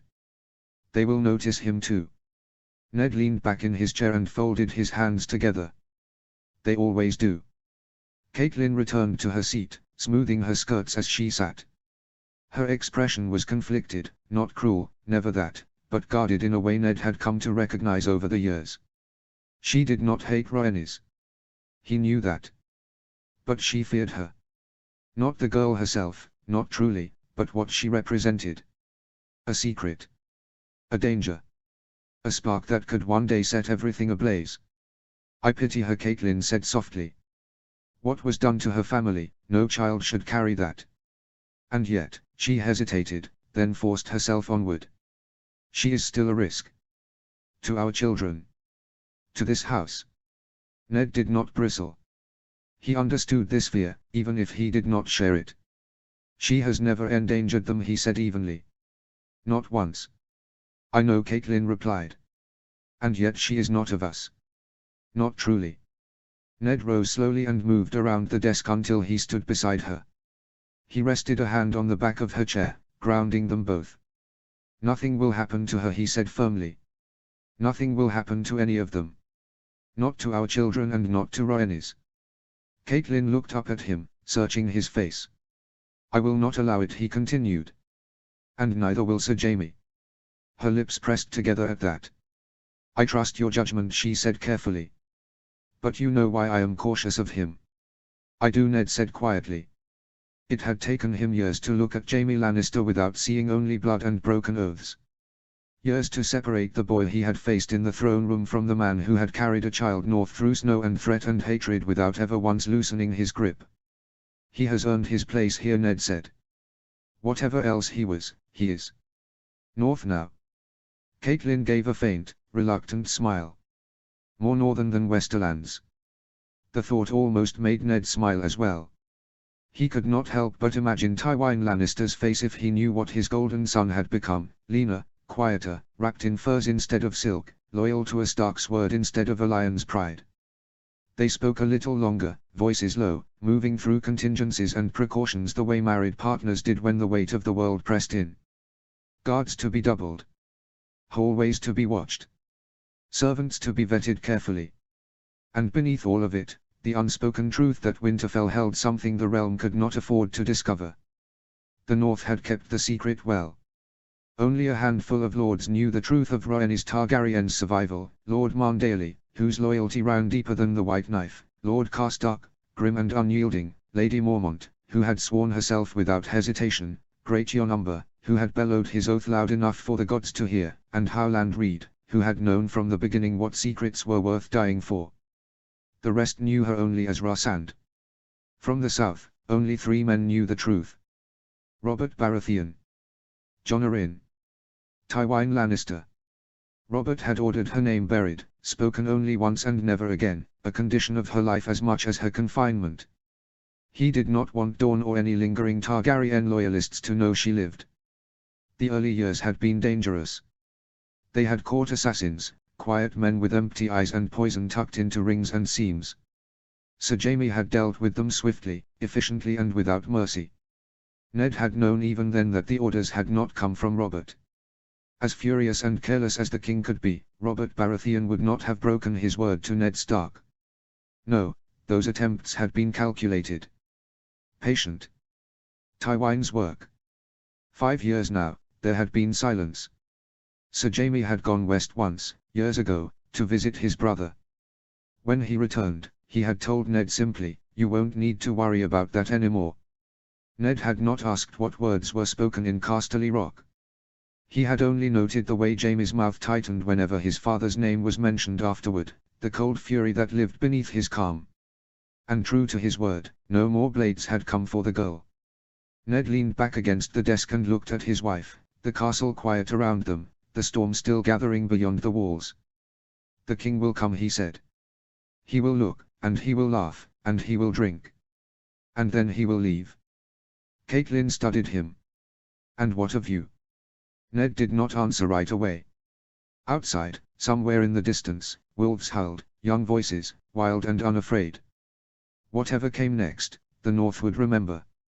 And Ned Stark would see it protected. Chapter 4, The King Comes North. Summary. The crown arrives at Winterfell, bringing old memories, watchful eyes, and unease in its wake. As loyalties are tested and the past brushes dangerously close to the present, the North braces for what has been long avoided. Chapter text. Rhaenys's POV. Winterfell had not known this many banners in years. They lined the courtyard in a riot of color that felt almost obscene against the North's quiet stone, gold and crimson, black and crowned stags, silk snapping sharply in the cold wind. Horses stamped and snorted, steam rising from their flanks. Armor gleamed where it should not have, polished for display rather than war, and the air was thick with unfamiliar voices, accents softened by heat and wine rather than sharpened by snow. Rhaenys stood where she had been told to stand. Behind the Starks. Beside Sir Jaime. Between Jon Snow and Theon Greyjoy. It was the safest place for her, strategically and symbolically, visible enough not to draw suspicion, distant enough to avoid notice. She wore dark wool and fur like the rest of the North, her hair braided neatly back, the last traces of dye fresh enough to hide what could never be allowed to show. Her posture was calm. Controlled. Inside, her heart was a hammer. The gates groaned open. The sound carried through the courtyard like a warning bell, metal grinding against metal, and every conversation died in its throat. The horses reared slightly as the procession began to pour through, rows of guards first, banners lifted high, followed by wagons and courtiers unused to cold, wrapped in layers that did little to hide their discomfort. And then. The king. Rhaenys felt her breath catch despite herself. She remembered him. Or rather, she remembered the idea of him, huge and handsome and loud, a man who filled rooms simply by existing. In her memories he had been a warrior carved from sunlight and fury, all strength and motion, a figure larger than life in a child's fractured recollection of terror and noise. What rode through the gates now was, not that. He was still large, certainly, but not in the way she remembered. His belly strained against his leathers. His beard was thick and unruly, his hair thinning, his posture slouched with the careless confidence of a man who had not needed to fight for years. He laughed as he rode, loud and unrestrained, the sound bouncing off stone like it owned the place. This is the king, she thought incredulously. This is Robert Baratheon. The disconnect left her reeling. Behind him, slightly to the side. The boy. Prince Joffrey. Rhaenys studied him with the quiet intensity Jaime had taught her to reserve for threats. He was handsome in a polished way, all sharp angles and carefully groomed curls, but there was something in his expression that set her teeth on edge. His mouth twisted faintly as his eyes swept over Winterfell, disdain plain and unhidden. He sneered. The feeling that settled in her stomach was immediate and instinctive. Trouble, she thought. The courtyard moved as one as the king dismounted. Ned stepped forward, Catelyn at his side, the Stark children arrayed before them like a living shield. Rhaenys followed when they knelt, the motion smooth and practiced, her gaze fixed on the ground beneath her boots. She waited. When they were permitted to rise again, she lifted her head slowly. Robert greeted Ned with open arms and booming laughter, calling him brother and pounding his back hard enough to make Robb stiffen slightly in reflex. He embraced Catelyn next, his voice warm and loud, the performance of affection easy for a man who preferred things simple. Then he moved down the line. Robb first, measured and approving. Sansa, all courtesy and careful smiles. Arya, barely containing herself, watched with open curiosity. Bran, solemn and wide-eyed. Rickon. The king ruffled Rickon's hair with a laugh, the child blinking in surprise before grinning. And then Robert Baratheon's gaze lifted. It landed on her. The world narrowed. Rhaenys felt the instant shift, the way the air seemed to tighten around her ribs. She did not move. She did not flinch. But every muscle in her body went taut. Beside her, she felt it too, Sir Jaime's presence changing, his stance adjusting by a fraction, his body angling ever so slightly closer to hers. She could feel the tension radiating from him like heat, could imagine with terrifying clarity how easily his hand might jump to his sword. She kept her eyes on the king. Recognition dawned slowly, like a storm cloud forming behind Robert's eyes. His expression changed, not confusion, not surprise, but something darker, something sharper. Hatred. It slid into place with horrifying ease. He said nothing. He simply stared. Rhaenys felt it settle into her bones, heavy and suffocating. She did not understand it, not truly. She had never wielded a sword against him. Had never spoken his name. Had never done anything except survive. I was 3, she thought wildly. I was just a child. But her blood was enough. Her father's name, Rhaegar, was enough to make her filth in this man's eyes. Before the moment could stretch further, before Robert's mouth could open and poison the air, Ned stepped forward, drawing his attention away with practiced ease. Words were exchanged, gestures made, the spell broken as if it had never existed. Rhaenys breathed again. Only then did she realize she had stopped. The king moved on, speaking of journeys and old memories, and soon he turned away with Ned at his side, heading toward the crypts to pay respects to Lyanna Stark. As he left the courtyard, the tension eased by degrees. Rhaenys exhaled shakily. Jaime shifted closer to her without looking, his presence a solid line at her side. When she glanced up at him, she found his jaw set hard, his eyes fixed on a point somewhere ahead as if daring the world to try something foolish. She followed his gaze. The queen stood watching them.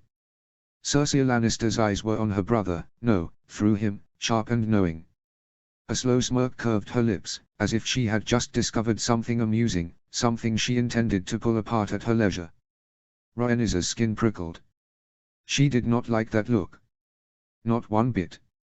A soft voice murmured near her shoulder. "Are you all right, Jon?" She nodded, forcing steadiness into the motion. "I am."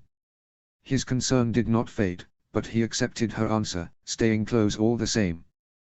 The courtyard began to move again as servants and guards fell into place, but Rhaenys remained very still, her thoughts racing. She could feel it now, the shift in the air, the subtle tightening of threads as the game began in earnest. The next few days would be hard. And Winterfell would never be quiet in the same way again. Ned's POV. The crypts of Winterfell swallowed sound. Every footstep echoed softly against ancient stone, the torches lining the walls throwing long, trembling shadows across carved faces that had watched centuries pass in silence. The air was colder here than above, damp with age and memory, the smell of earth and old dust clinging to the back of the throat. Ned Stark walked ahead, his pace measured, his shoulders squared beneath furs that suddenly felt heavier than they had in the courtyard. Robert followed behind him, quieter now, his earlier booming laughter muted by the weight of the place. Even Robert knew better than to shout among the dead. They stopped before Lyanna's statue. She lay carved in pale stone, her hands folded at her chest, a crown of winter roses resting where her dark hair had once been. The sculptor had not softened her features.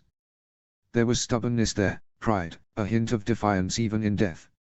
Robert stared at her for a long time. "You look at her," he said at last, voice rough, "and you'd never know how she laughed." Ned did not answer immediately. He had learned long ago that some memories belonged to the speaker alone. "She hated these crypts," Robert continued, shaking his head. "Said it was too cold. Too dark. She wanted light. Always wanted more light." "She belonged to the North," Ned said quietly. Robert snapped. "She belonged with me." Ned folded his hands behind his back. "You sent for me," he said gently, steering them back toward the present. Robert let out a breath that sounded more like a growl. John Arryn is dead. The words still felt wrong in the space between them. I know, Ned replied. Robert's voice thickened. He was a good man. A better father than I ever had. Ned inclined his head. He raised you well. Robert scoffed. He tried. He glanced at Ned sidelong. The realm needs that again. Someone steady. Someone honest. Ned felt the weight of the moment settle fully onto his shoulders. You want me to be your hand, he said. Robert stopped walking and turned to face him, his expression suddenly sharp, serious in a way Ned rarely saw anymore. I do. The torches flickered. Ned held his king's gaze, searching it for cracks, for doubt, for the recklessness that had defined so much of Robert's rule. The North needs me, Ned said carefully. Robert waved a hand. The North will survive without you. It always does. Ned did not smile. The South may not survive me. Robert barked a short laugh. That's exactly why I need you. Silence stretched between them, thick with old loyalty and unspoken truths. And there's more, Robert added, turning back toward Lyanna's statue as if drawing strength from her stone gaze. We'll bind our houses.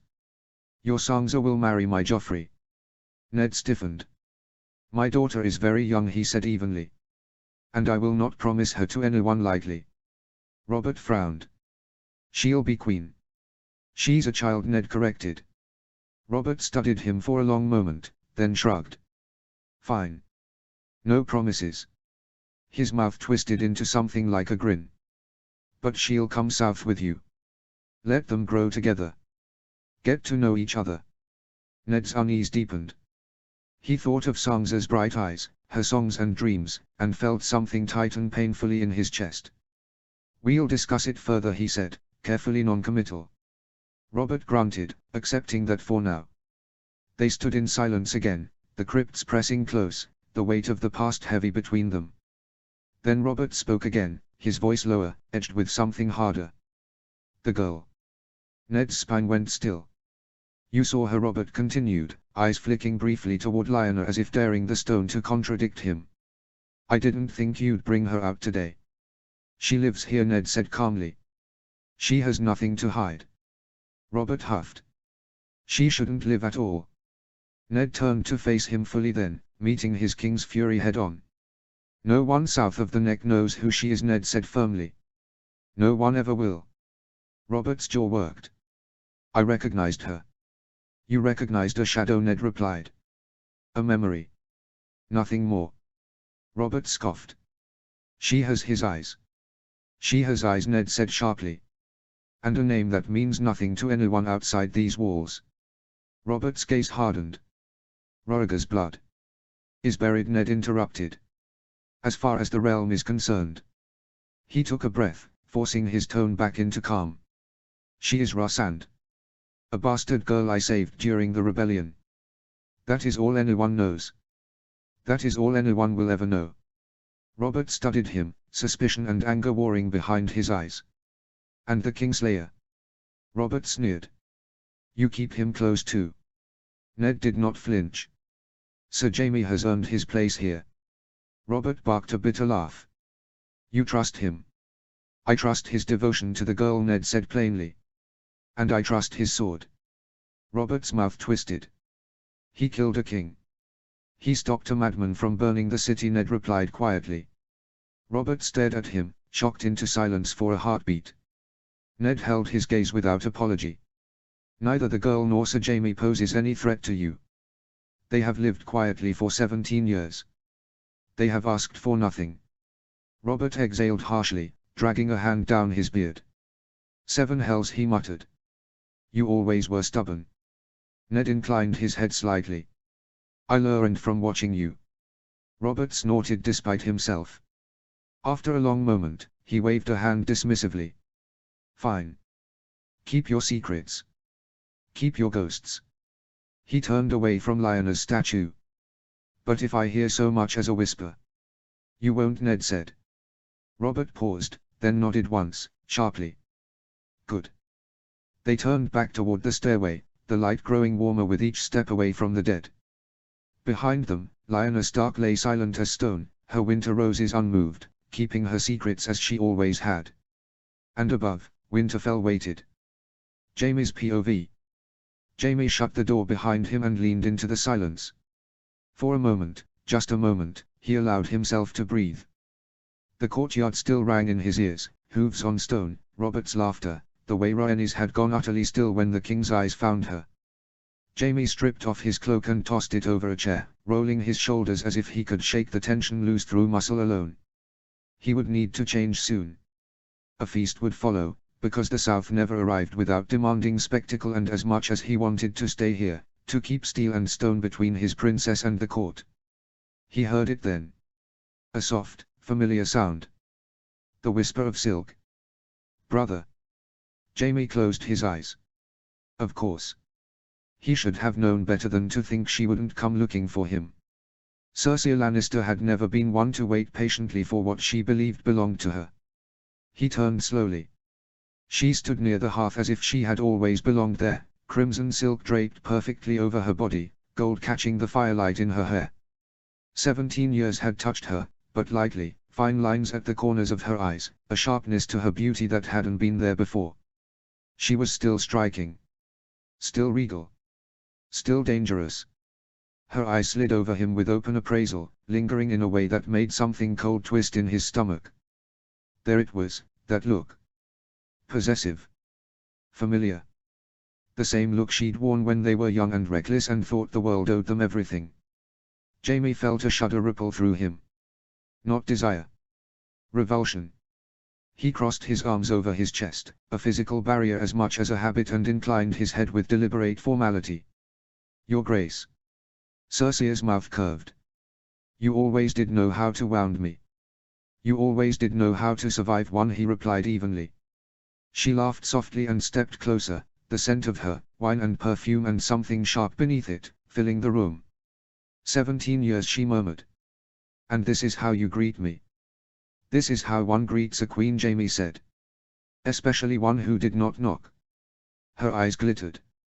You never cared for doors. No, he said quietly. I care for boundaries now. That earned him a pause. A flicker of something unreadable crossed her face before she masked it with a smile and reached out, fingers brushing his sleeve as if by accident. I never thought I'd see you here, she said lightly. In the cold. In furs. Playing the loyal hound to a Stark. He did not flinch. Careful. You're standing in their home. Cersei laughed again, lower this time. Still defending them. Her gaze traced his face, his shoulders, the lines of him. You've changed. Yes, Jaime said. That tends to happen when you grow up. She stepped closer, close enough that he could feel her warmth, her presence pressing into his space the way it always had. Her hand rose, fingers curling into the fabric of his tunic. I missed you, she said softly. Do you know how lonely it's been? A husband who drinks and fucks his way through court like a conquest list. A city full of vipers. No one to trust. Her thumb brushed his chest, slow and deliberate. You should come back, she whispered. To me. To King's Landing. We were meant to be together, Jaime. You're mine. That was when he caught her wrist. Not hard enough to bruise. Hard enough to stop her. Jaime pried her fingers from him and stepped back, the distance between them abrupt and final. No, he said. The word fell like a blade. Cersei stared at him, disbelief flickering into fury. What did you say? I said no. His voice was calm, colder than the snow beyond Winterfell's walls. What we were was wrong. I won't pretend otherwise anymore. Her face twisted. You never cared before. I didn't know better before, Jaime replied. I do now. He met her gaze fully, letting her see the truth of it. I find it disgusting. What we did. What you're trying to do now. For a heartbeat, she looked genuinely shocked. Then her expression hardened. So this is what the North has made of you, she sneered. A moral man. How quaint. She circled him slowly, words sharp as knives. Look at you. Trading silk for wool. Gold for snow. You were meant for more than this, Jaime. More than guarding bastards and bowing to wolves. His jaw tightened, but his voice did not rise. Choose your words carefully. Her lips curled. Or what? Will you strike your queen? No, Jaime said. But I will leave this conversation. That stopped her. Her eyes narrowed, calculating. You won't. Not yet. There's something else here, isn't there? Jaime stilled. She smiled slowly, predatory. Something you're hiding. There is nothing in this castle that concerns you, Jaime said flatly. Cersei studied him, searching for cracks, for leverage. She found none. She straightened abruptly, all false warmth gone. You've always been terrible at lying. I'm not lying, Jaime said. I'm refusing you.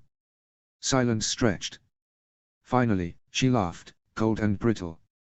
Enjoy your little exile, brother. Enjoy pretending you're something you're not. Jaime opened the door. Leave. She paused at the threshold, glancing back over her shoulder.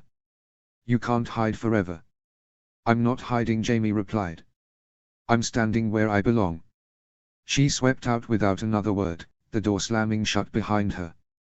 Jaime stood there long after she was gone, his heart pounding, not with longing, but with relief. 17 years ago, he had left King's Landing with blood on his hands and a child in his arms. Today, he closed the door on his past without hesitation. And he would make damned sure his sister never learned what else the North was keeping. Rhaenys's POV. The great hall had never felt so crowded. Music filled the air, pipes and drums and voices raised too loud, too careless, but it only sharpened the sense that something was wrong, that Winterfell was wearing a mask that did not quite fit. Firelight danced across banners and stone, glinting off goblets raised again and again in the king's honor, and the smell of roasted meat and spilled ale clung thickly to the room. Rhaenys sat where she was meant to sit. At the lower tables. Away from the high dais. Far enough from the Starks that Robert Baratheon's wandering attention would not stray back to her again. It was a practiced distance, one she had learned over years, how to exist without being noticed, how to be present without being seen. She wore dark colors again, simple and unremarkable, her hair braided neatly down her back. To anyone watching, she was just another northern bastard enjoying the feast. Sir Jaime sat beside her, one long leg stretched out comfortably, a mug in his hand as he traded easy jokes with a handful of Winterfell guards who were off duty for the night. They laughed at something quietly obscene, one of them clapping Jaime on the shoulder with the easy familiarity that came only from years of shared watch and shared trust. Rhaenys listened with half an ear, smiling faintly at the sound of it, the warmth, the normalcy, while her eyes roamed the hall. She found Lady Catelyn first. Catelyn Stark sat rigid beside the queen, her posture immaculate and her smile polite to the point of strain. Cersei Lannister leaned in close, murmuring something with a knowing curl of her lips, and Rhaenys watched the way Catelyn's fingers tightened around her goblet, knuckles paling. Whatever the queen was saying, it was not kind. Rhaenys looked away before her unease could sharpen into anger. Her gaze slid instead to Ned. He sat stiff-backed beside Robert, his expression carefully blank as the king laughed too loudly and dragged a serving girl close, his hand lingering where it had no right to linger.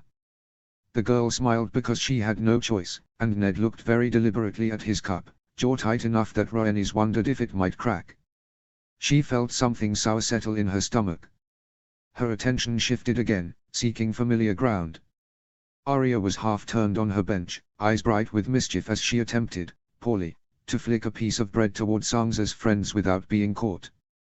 Sansa sat straight and radiant in pale silk, pretending not to notice while absolutely noticing everything. Rhaenys smirked into her cup. Bran and Rickon were deep in animated conversation, Bran gesturing wildly as he spoke while Rickon listened with wide-eyed seriousness, crumbs dotting his cheeks. The sight softened something in her chest. And then... Robb. Her eyes met his without warning. He was already looking at her. Rhaenys blinked in surprise, the moment stretching thin and strange. Robb's expression was not guarded or formal, it was open, concerned, his brows drawn together just slightly as if he were silently asking a question he did not dare voice across the hall. "Are you all right?" Her throat tightened. She gave him a small smile, not quite real, not quite false, and lifted one shoulder in a half shrug that said "I don't know" as honestly as she could. Rob nodded once, slow and deliberate, as if he understood far more than she had said. He turned back to his siblings, but she noticed the way his gaze flicked back to her again and again, checking, measuring, watching. She took a long swallow of her drink and forced herself to look elsewhere. That was when she realized John was missing. The absence struck her like a wrong note in a familiar song. She scanned the tables again, then the edges of the hall, her unease sharpening when she still did not find him. She leaned closer to Jamie and nudged his arm lightly. "Have you seen John?" Jamie sighed, the sound weary and unsurprised. "Lady Stark made her feelings known," he muttered. "Something about appearances. A bastard at the king's table being an insult." Rhaenys scoffed softly. "Of course it is." She was already pushing back her bench before the words had fully left her mouth. Jamie rose with her automatically. "Where are you going?" "To find him." Jamie glanced toward the high table once, then back at her. He murmured an excuse to the guards and followed, his presence a steady shadow at her side as they slipped from the warmth and noise of the hall. The cold air outside hit her like a slap, sharp and clean, and she welcomed it. They found John where she knew they would. The training yard lay quiet beneath the stars, frost silvering the ground and the practice dummies looming like silent sentinels. John stood near the rail, hands folded loosely in front of him, his breath clouding the air as he spoke with Tyrion Lannister. Rhaenys slowed, a small smile touching her lips despite everything. Tyrion noticed them first and turned, his expression brightening. "Ah," he said lightly. "Rescue party." "Something like that," Rhaenys replied, inclining her head politely. "My lord." "Please," Tyrion said with a grin. "We're not at court." "Call me Tyrion." Jamie stepped forward, and the brothers clasped forearms briefly, the easy affection between them unmistakable. "You took long enough," Tyrion teased. "I was beginning to think the cold had claimed you." Jamie snorted. "I was detained by politics." Tyrion's eyes flicked to Rhaenys, sharp and assessing in that way of his that always made her feel as though he saw far more than he ever said. He smiled at her, not unkindly. "You look well." She returned it warmly. "It's good to see you again." Tyrion gave a small bow and, after another few words with Jamie, excused himself with a murmured comment about wine and survival. Rhaenys turned back to John the moment they were alone. "Are you all right?" she asked softly. John let out a long breath and nodded. "Yes." He paused. "No. But I will be." She studied him for a moment, then reached out and flicked his shoulder with a training blade she'd picked up from the rack nearby. "Oh," he protested, startled. She grinned and swung again, gentle, teasing. "You don't get to brood without me." John laughed despite himself, bringing up a blade to block hers. "You're impossible. And you're predictable." They sparred lightly, steel tapping steel in a rhythm that felt like home, laughter punctuating the cold air. Rhaenys felt her chest ease as John's smile returned, genuine and unguarded, the weight of exclusion slipping from his shoulders if only for a moment. Eventually they settled onto the steps, breath misting, shoulders close.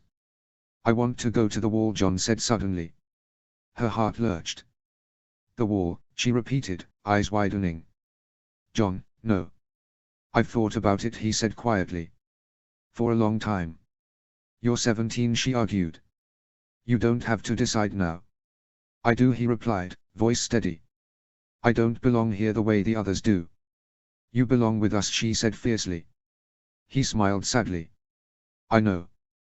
But I want something that's mine." Jamie stepped closer then, his voice calm but firm. "You should wait. Give yourself time." John looked up at him, surprised, then thoughtful. Rhaenys felt tears sting her eyes as the reality of it settled in. The idea of losing John, of watching him walk away into cold and danger and duty, terrified her more than the king ever could. She didn't argue again. She simply pulled him into her arms and held him tight, her cheek pressed to his shoulder, her grip fierce and unyielding. "I love you," she whispered. John hugged her back just as tightly. "I know." And in the quiet of the yard, beneath the stars and the frost, she held on for as long as she could, knowing that some choices, once spoken, could not be taken back. Rob's POV. By the time Rob finished settling his siblings for the night, Winterfell had slipped into that rare, fragile quiet that came only after too much noise had burned itself out. Rickon had fallen asleep tangled in his furs, one small hand still clutching the scruff of his direwolf as though afraid it might vanish if he let go. Bran had talked himself into exhaustion, his voice trailing off mid-thought while Arya argued with sleep until it finally claimed her by force. Sansa drifted away more gently, her dreams no doubt already carrying her south, toward silks and songs and stories that had never known snow. Robb lingered in the doorway longer than necessary, watching them breathe, watching the steady rise and fall of chests that still believed the world was safe. This, he thought, heavy and certain, is what I protect.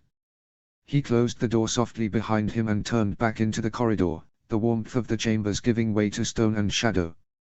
The echoes of the feast still lingered faintly, laughter trapped in memory, music clinging stubbornly to the walls, but with every step he took away from it, the weight of the evening settled deeper into his bones. He hadn't planned to seek her out. The thought simply appeared. Rhaenys. He checked her chambers first, more out of habit than expectation. The hearth had burned low, the bed untouched. Her cloak was missing from its hook. That alone was enough to tighten something unpleasant in his chest. The training yard came next. Cold air bit into him as he stepped outside, frost crunching beneath his boots, the yard silvered beneath the stars. It was empty now, the dummies standing like mute witnesses, the echoes of earlier steel long since swallowed by night. Jon stood near the rail, hands folded, breath fogging in front of him. "Have you seen her?" Robb asked quietly. Jon looked up, surprise crossing his face before he nodded slowly. "She was here earlier. Left a while ago." "Which way?" Jon hesitated, then gestured toward the darker path leading down. "Toward the crypts." Robb frowned. "That's unusual." Jon's mouth twisted faintly. "She once told me she doesn't belong there." That settled it. Robb nodded and turned away without another word. The crypts greeted him with cold and silence. Torchlight flickered weakly along stone walls carved with faces older than the north itself, kings and lords who had ruled with iron resolve, whose bones lay beneath their feet and whose secrets had been sealed in stone. Every step echoed, amplified by the hollow quiet, and Robb felt the weight of generations press down as he descended. He saw Sir Jaime just inside the entrance. The knight stood with his arms crossed, posture alert yet restrained, as if holding himself deliberately at the edge of something he refused to intrude upon. Their eyes met briefly, a wordless understanding passing between them. "She's father-in," Jaime said quietly. Robb inclined his head and continued on alone. He found her near the end of the crypts. Rhaenys sat on the stone floor before the statue of Cregan Stark, knees drawn close, arms wrapped loosely around herself. The torchlight painted her in gold and shadow, softening her features, making her look younger than she was, more vulnerable, more exposed. For a moment, the sight stole his breath. He did not speak. He lowered himself beside her, shoulder brushing hers, the cold of the stone seeping through will and bone alike. He waited, knowing she would speak when she was ready. At length, she broke the silence. "He's always been my favorite," she said softly. Robb followed her gaze upward, to the towering figure carved in stone. "Careful," he murmured. "You're sitting next to one of his descendants."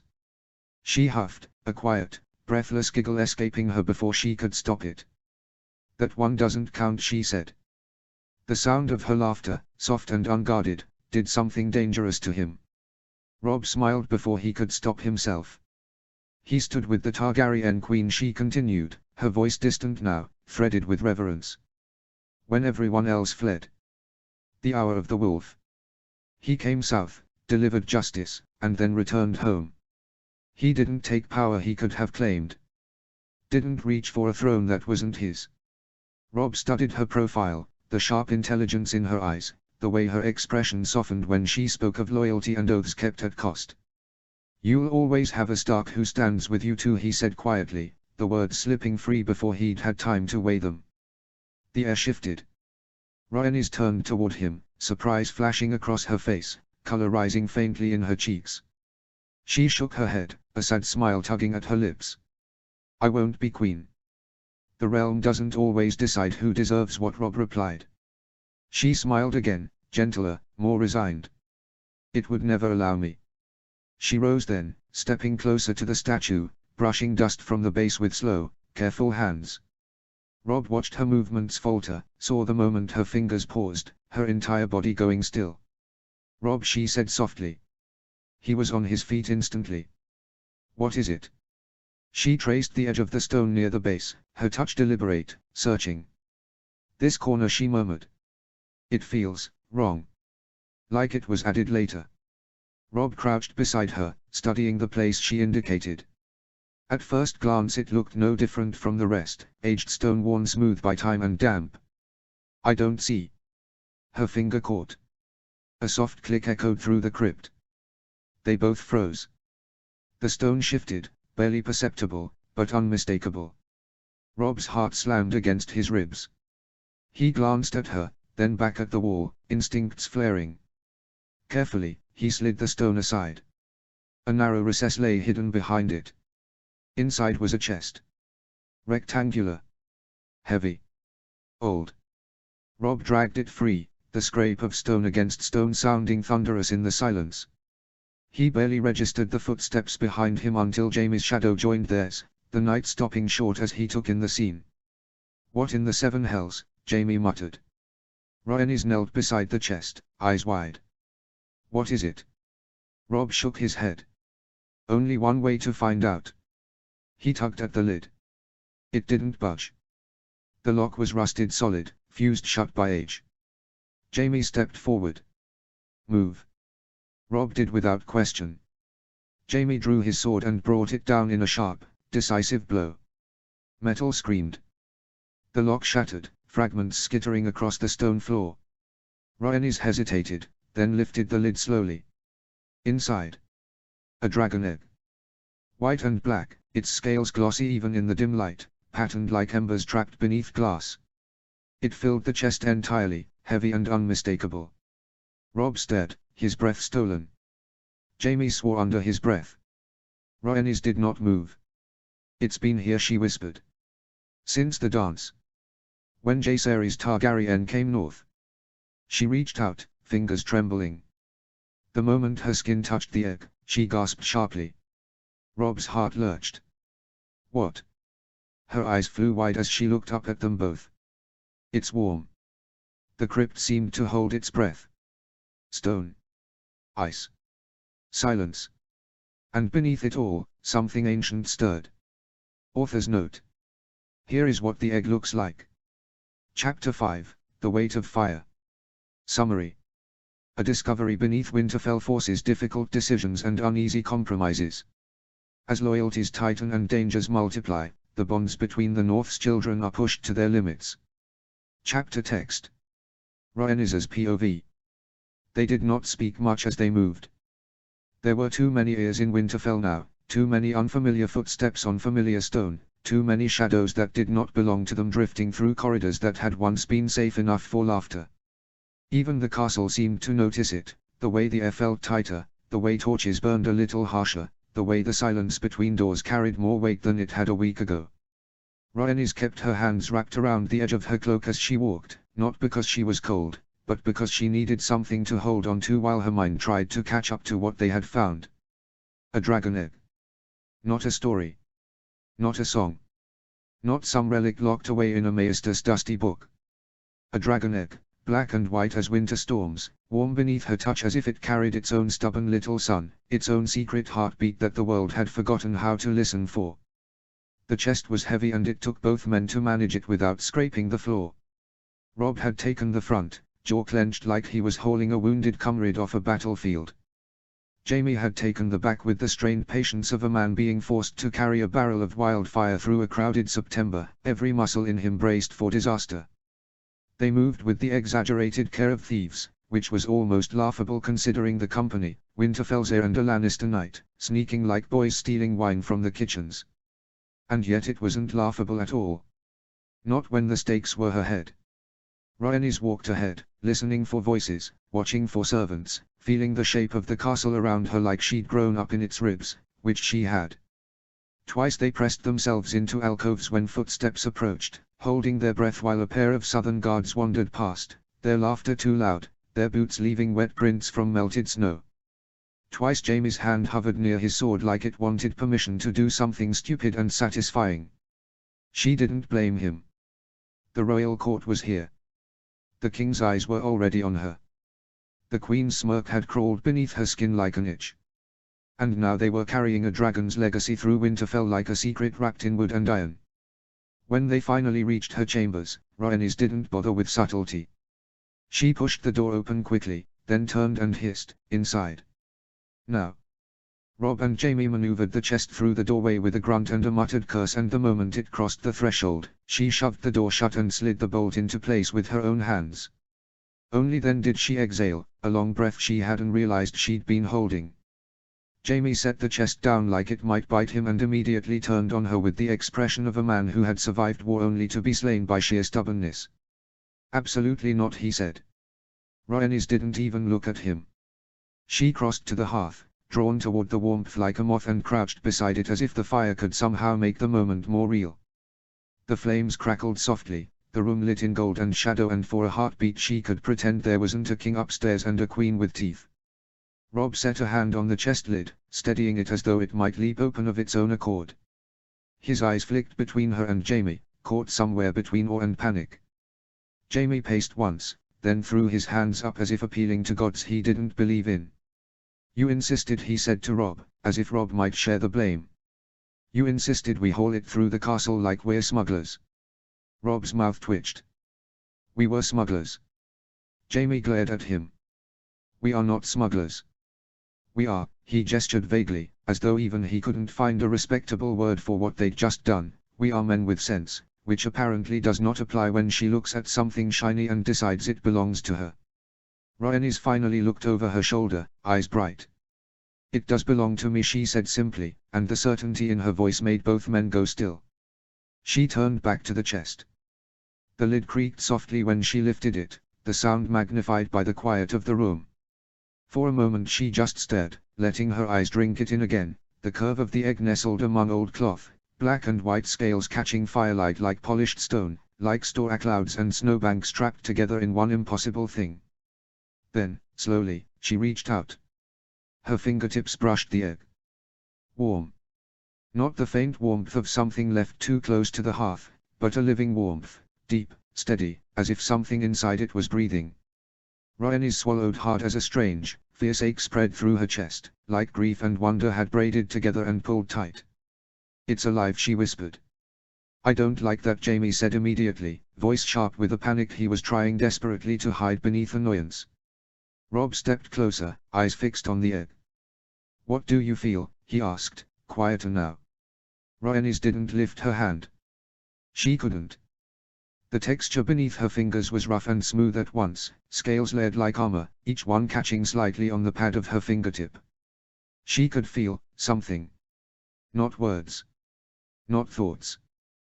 But a presence, a small, stubborn insistence that made her skin prickle. "Like," she began, then faltered, struggling to shape it into speech. "Like it knows I'm here." Jaime made a noise in the back of his throat that could have been a prayer or a complaint. "Gods," he muttered. "This is madness. This is absolute." He dragged a hand down his face. "Rhaenys. The court is here. The king is here. Do you understand what happens if anyone finds out you've dragged a dragon egg out of the crypts like a trophy?" Rhaenys's hand stilled. Of course she understood. She understood the way Robert's eyes had hardened when he recognized her. She understood the hatred that didn't care about her choices, her innocence, her life in the north. She understood that a dragon egg would not be seen as a curiosity or a relic, it would be seen as a threat, a symbol, a spark. A reason. "They would kill me," she said quietly. Jaime's voice turned fierce with relief at hearing her say it aloud, as if naming the danger might make it manageable. "Yes," he snapped. "They would. And not gently. And that's before we discuss what my sister would do if she even suspected you had something like this." Robb's eyes narrowed. "They won't find out." Jaime turned on him. "And how do you propose we ensure that, Lord Stark? Shall we tell the egg to stop being an egg?" Robb opened his mouth, then closed it again, the faintest grin threatening to break through his concern. Rhaenys's lips twitched. Jamie caught it and looked personally offended. "Do not laugh at me," he warned. "This is not funny."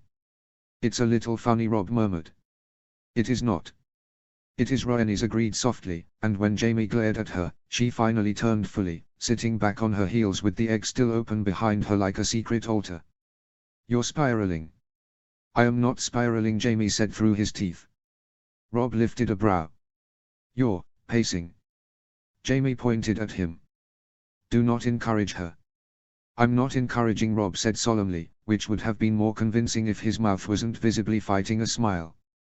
Jamie exhaled, sharp and frustrated, then began muttering under his breath as he resumed pacing. 17 years, he grumbled. 17 years of keeping you alive, and now you're bringing dragons into my life. As if one Targaryen wasn't enough trouble. Rhaenys bit the inside of her cheek. Rob looked at her and very obviously had to press his lips together to keep from laughing. She lifted a hand, palm out. "Sir Jamie." He stopped. "Barely." "Yes," he said, in the tone of a man who already knew he was going to lose. Rhaenys turned back to the chest and stroked the egg again, slower this time, reverent. "I'm keeping it." Jamie made a strangled sound. "No." "Yes." "No." "Sir Jamie," she said again, with the calm patience of someone speaking to a stubborn animal. "I didn't ask." Rob shifted closer to her, voice gentler. "Ra," he said, using the name they used in the open, even here, even with the door bolted, habit too ingrained to abandon entirely. "What do you want to do?" Rhaenys looked up, meeting his eyes. There was fear there, of course there was, but beneath it was something brighter, something fierce and almost hungry, the kind of certainty that made her feel like she was standing at the edge of a cliff and being called forward by the wind. "I'll hide it," she said. "Here, for now. Somewhere no one will think to look. And when the royal family leaves, I'll hatch it." Jamie stopped pacing so abruptly it was almost comical. "You'll what?" "I'll hatch it." Jamie stared at her as though she'd announced she planned to set Winterfell on fire for warmth. "That is," he cut himself off, inhaled, then began again in a low, furious rush. "You cannot hatch a dragon in Winterfell. You cannot hatch a dragon while Robert Baratheon is in this castle. You cannot hatch," he gestured wildly at the egg, "a creature that is essentially a flying weapon of war and expect the realm to politely ignore it." Rhaenys didn't flinch. "They won't be here. They will come back." Jamie insisted. "They will smell it from King's Landing." Rob cleared his throat, eyes shining with barely contained amusement. "I don't think dragons have a smell, Jamie." Jamie whipped toward him. "I hate you." Rob's grin finally broke through. "No you don't." "I do right now." Rhaenys watched them, and despite the cold knot of dread in her stomach, warmth spread through her chest at the sight. Rob steady, loyal, trying to keep her anchored, Jamie losing his mind like an overprotective mother hen with a sword, both of them here, with her, treating the impossible as if it were simply another problem to solve. Rob sobered again, gaze returning to her. "Are you sure?" he asked quietly. "This changes everything. It brings danger to you. To all of us." Rhaenys held his eyes, then asked softly, "Do you trust me?" Rob's answer was immediate, unhesitating. "With my life." Something in her eased at that, even as something else tightened, something deeper, older. She looked down at the egg again, her fingers resting against its warm scales. "I don't know how to explain it," she admitted, voice low. "But everything in me is screaming for it. Like it's been waiting. Like I've been waiting. I can feel it, Rob." Jamie muttered, "That's exactly what frightens me." Rhaenys ignored him gently and continued, "It's not just wanting. It's knowing. As if my blood recognizes it before my mind does." The fire popped softly, sending a small spray of sparks up the chimney. Rhaenys stared at the egg, and for a moment she felt the strangest shift, subtle, almost imperceptible, like the world had tilted a fraction and nothing would ever sit quite the same again. The North had been her cage and her sanctuary both, she had accepted it, even loved it, because it had kept her alive. But this was something else. This was a door opening where there had only ever been walls. She lifted her gaze slowly to Rob and then to Jamie, her voice quiet but absolute. "We're not putting it back," she said. "I won't bury it again. Not when it's warm in my hands." Jamie stared at her, jaw tight, eyes storm dark, looking like he wanted to argue and already knew he couldn't win. Rob watched her with that steady, wolfish loyalty that made her chest ache. And in the half-light, with the egg warm beneath her fingertips and the castle above them full of enemies wrapped in velvet, Rhaenys felt the shape of her life shifting, slowly, surely, toward fire. Ned's POV. Morning light crept into Ned Stark's solar in pale, reluctant bands, as if even the sun were uncertain about crossing Winterfell's threshold while the south still lingered within its walls. He sat at his desk with a quill in hand, parchment spread before him in careful order, though the words came more slowly than they should have. Letters to Bannerman. Instructions to stewards. Quiet preparations for a departure he did not want and a duty he could not refuse. Each stroke of ink felt heavier than the last, the weight of it pressing down on his shoulders like armor he had not yet donned. Robert Baratheon's laughter still rang in his ears. Not the laughter of the man he had once loved as a brother-in-arms, but something cruder, louder, careless in a way that made Ned's jaw tighten even now. The way he had handled himself at the feast, grabbing at servants, roaring at jests that were not funny, ruling not with strength but indulgence, had left a sour taste that no amount of northern ale could wash away. This is the king, Ned thought grimly. This is what the realm has become. He feared what King's Landing would reveal to him if this was the man at its heart. He feared the rot that must have taken hold in a city so far removed from Winter's honesty. And yet, despite every instinct screaming caution, he knew he would go. He had no choice. He could not say no, not when Robert's temper was as volatile as it had ever been, not when a single spark of resentment could be turned outward, toward Winterfell, toward the one secret Ned had guarded longer and more fiercely than any other. Toward Rhaenys. The thought tightened his chest. His quill paused mid-word. A moment later, the door to his solar burst open. Ned was on his feet instantly. Sir Jaime Lannister stood in the doorway, eyes wild, hair a mess, his expression a mixture of horror, fury and something dangerously close to panic. Before Ned could speak, Jaime turned sharply and barked down the corridor, "Jory! No one comes near this solar. No one. If the king himself decides he wants a chat, you tell him Lord Stark is indisposed." Jory Castle blinked but nodded without question, motioning the other guards into place. Jaime slammed the door shut and turned. Ned's heart hammered. "What's happened?" he demanded. "Are the children?" "They are fine," Jaime snapped, pacing already, running a hand through his hair.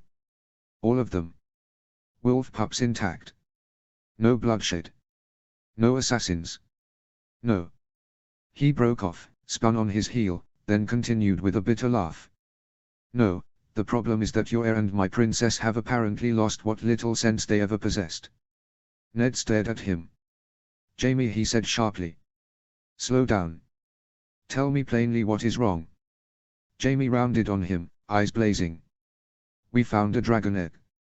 The words landed like a blow. Ned's mind rejected them outright. What?" "In the crypts," Jaime continued, voice rising despite himself. "Under Cregan Stark's statue. Hidden there since the gods know when. Black and white. Warm." Ned felt the blood drain from his face. A dragon egg. In Winterfell. His thoughts exploded outward in every direction at once, Robert's hatred, Tywin's ambition, the fragile peace holding the realm together by thread and habit. He saw banners rising. He saw swords drawn. He saw fire and blood washing over the north because one secret had become too large to bury. "And Rhaenys?" Ned asked carefully, dread creeping into every syllable. "She intends to keep it," Jaime said flatly. "And Hatchet?" The room tilted. Ned closed his eyes for a heartbeat, forcing himself to breathe. "Where," he asked, "is this egg?" "In her chambers." Ned nodded once. Then he was already moving. Jaime followed without another word. They moved through the castle swiftly, purposefully, eyes sharp for courtiers lingering where they did not belong. Twice Ned paused to ensure the corridors were clear before turning a corner. When they reached Rhaenys's door, he posted guards himself, voice low and unyielding. No one enters, he ordered. Not the Queen. Not the King. Not anyone. Then he pushed the door open. The hearth burned bright. Rob sat on the floor near it, one knee drawn up, his posture protective and tense. And there, cradled in Rhaenys's hands like something both sacred and dangerous, was the egg. Ned stopped dead. His breath caught painfully in his chest. The egg's surface gleamed in the firelight, black and white scales patterned like storm clouds and snowfields, ancient and unmistakable. He felt its presence immediately, a weight in the room that had nothing to do with size. Gods, he breathed. Rhaenys looked up at him, eyes wide but steady. Behind him, Jaime muttered, "See. Told you." Rhaenys shot him a look. "Did you really go and tattle on me?" Jaime scoffed. "I brought this to the only adult in the room." "I am 20," she snapped back. "Barely," he shot back. "Enough," Ned said sharply, the word cracking like a whip. Silence fell. He turned fully to Rhaenys, his gaze searching her face, this girl he had carried north in secret, this woman he had watched grow strong and stubborn and kind. "Do you have any idea," he said quietly, "what this could do to you? To this house?" She swallowed. "Yes." "And yet," he pressed, "you still chose to bring it here." She nodded. Ned dragged a hand down his face, exhaustion settling deep in his bones. "If that egg hatches, when word gets out, there will be no stopping what follows. Robert will not hesitate. Tywin Lannister certainly will not. War will come, and it will come quickly." Rhaenys went still, her grip on the egg tightening. Rob rose to his feet then, stepping slightly in front of her without even realizing he'd done it. "Then we prepare," he said. Ned looked at his son, startled. "We prepare," Rob repeated, voice firm, steady in a way that made Ned's chest ache with pride and fear in equal measure. "Enough is enough. They don't get to threaten her life forever. They don't get to decide what she's allowed to be." Ned opened his mouth to argue. Rob met his eyes. "It's her blood," Rob continued. "Her legacy. And we don't bend to child murderers." The words struck something deep and unyielding in Ned's heart. "The North is better than that," Rob finished quietly. Silence stretched, heavy and irrevocable. Ned closed his eyes. Behind him, Jaime exhaled slowly, a sound of resignation, of understanding. He knew it too. Where Rhaenys went, Rob would follow. And where Rob stood, the North would stand. Ned looked at them, at his son Wolf, at the impossible fire they now held in their hands. Then he nodded once.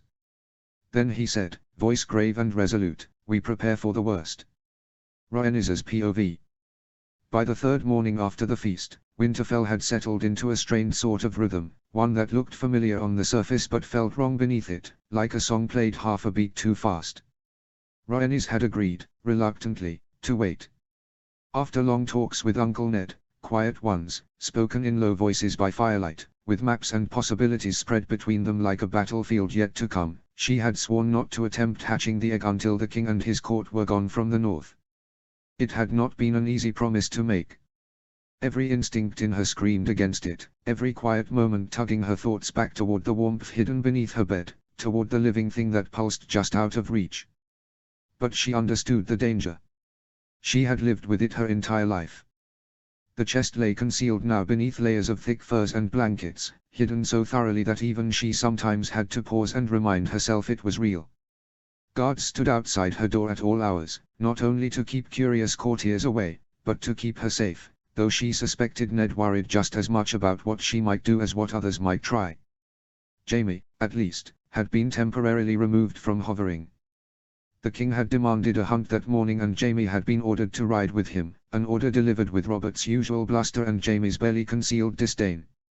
Rhaenys had taken advantage of his absence shamelessly, escaping the relentless watchfulness that had turned him into something between a knight and an overprotective mother hen. She breathed easier without him for a few precious hours. The godswood welcomed her like it always did. The heart tree stood pale and patient, its carved face watching as it always had, as if it had seen every secret she carried and decided long ago to keep them. She knelt beneath its branches for a time, not praying so much as thinking, of fire and ice, of bloodlines tangled together by choice and tragedy, of dragons born and lost and buried beneath stone. She thought of her family. Of her great-grandfather, Egon V, who had tried so desperately to bring dragons back into the world that he had burned Summerhall to ash around himself. Of how her father had been born in the aftermath of that fire, smoke still clinging to the stones, destiny written in soot and grief. Of how every attempt to reclaim what the Targaryens had lost seemed to demand a terrible price.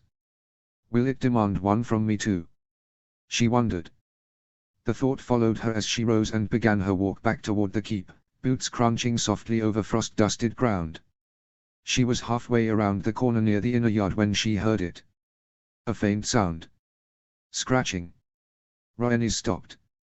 The sound came again, subtle, uneven, followed by something else this time. A breathy, frightened sound that twisted her gut instantly. Help. Her heart lurched. Bran, she called, already moving. No answer. She broke into a run, skirts gathered in her hands as she darted between stone walls and half-forgotten passages, her pulse pounding in her ears. The abandoned towers loomed ahead, their dark silhouettes cutting into the pale sky like broken teeth. They had been closed for years, unstable, unsafe, forbidden. Bran, she shouted again, panic sharpening her voice. This time she heard him. Ra. The sound came from above. She skidded to a hold near the base of one of the towers and looked up. Bran was there. High up, far too high, clinging desperately to the stone ledge with small, shaking hands.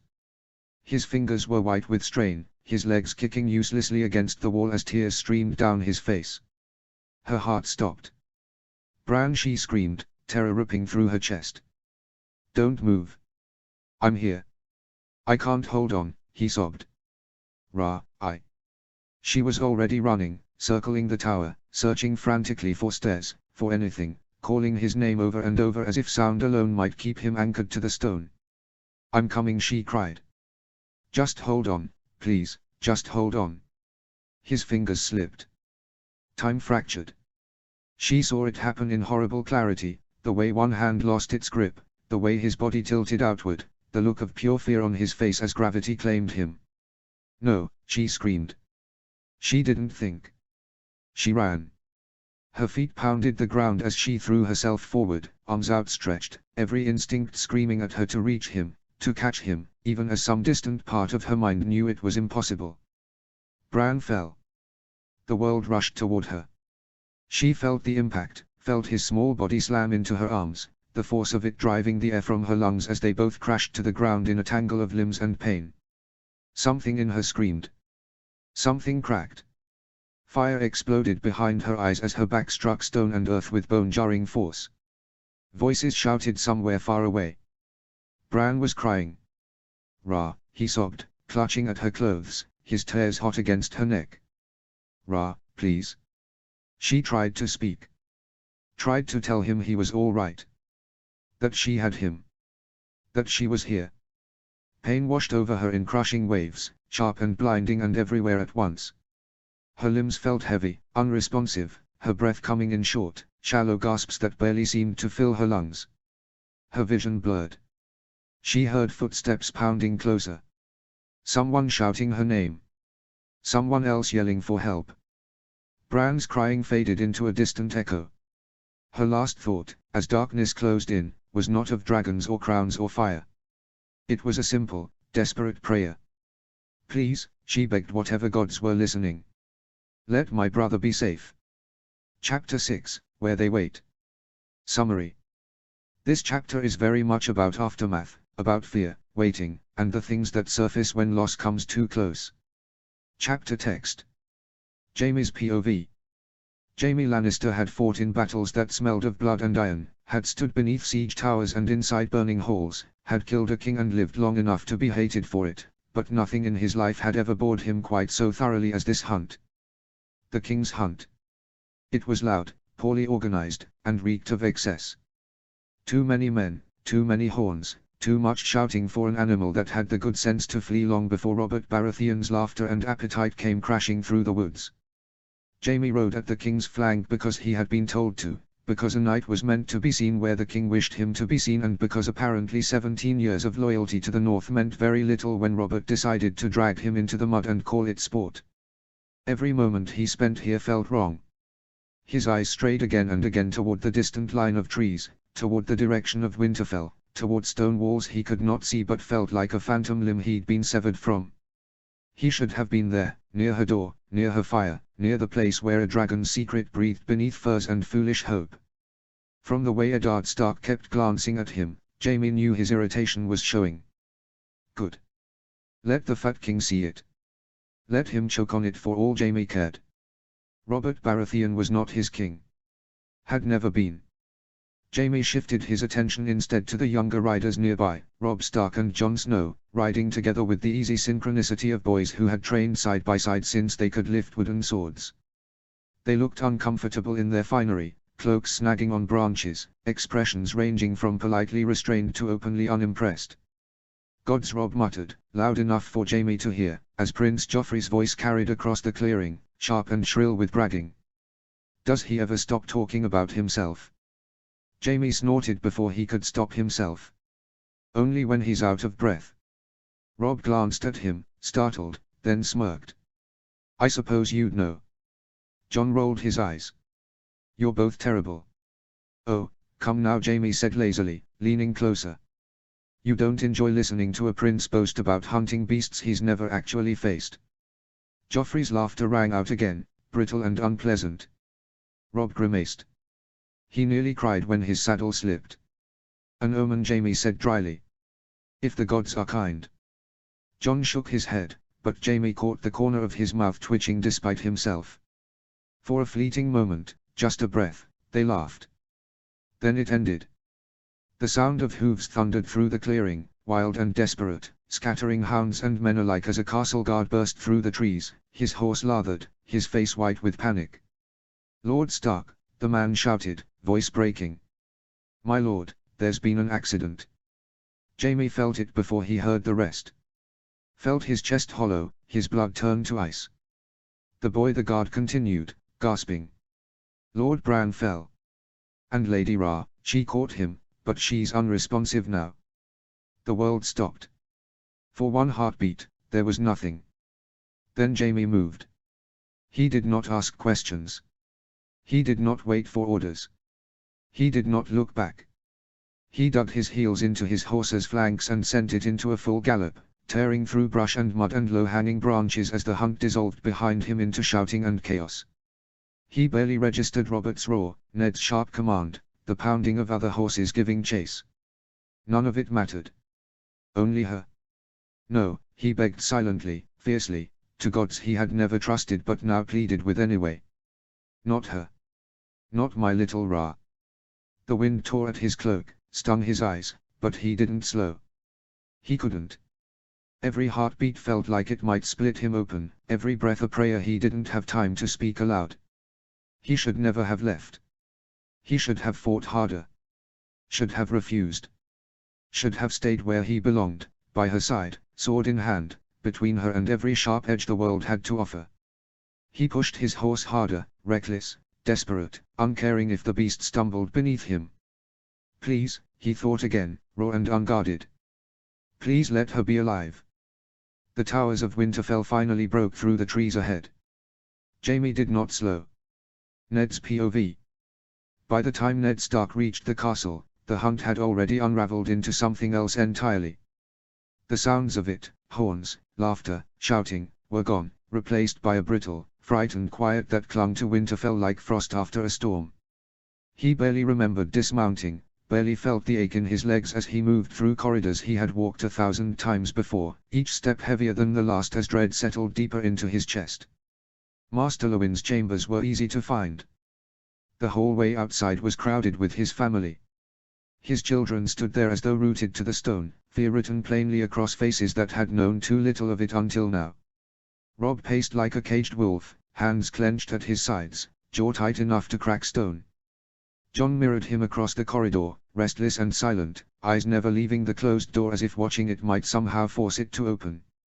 Sansa stood rigid and pale, her hands twisted tightly in the fabric of her gown, while Arya hovered close beside her, unusually quiet, one arm wrapped protectively around Rickon.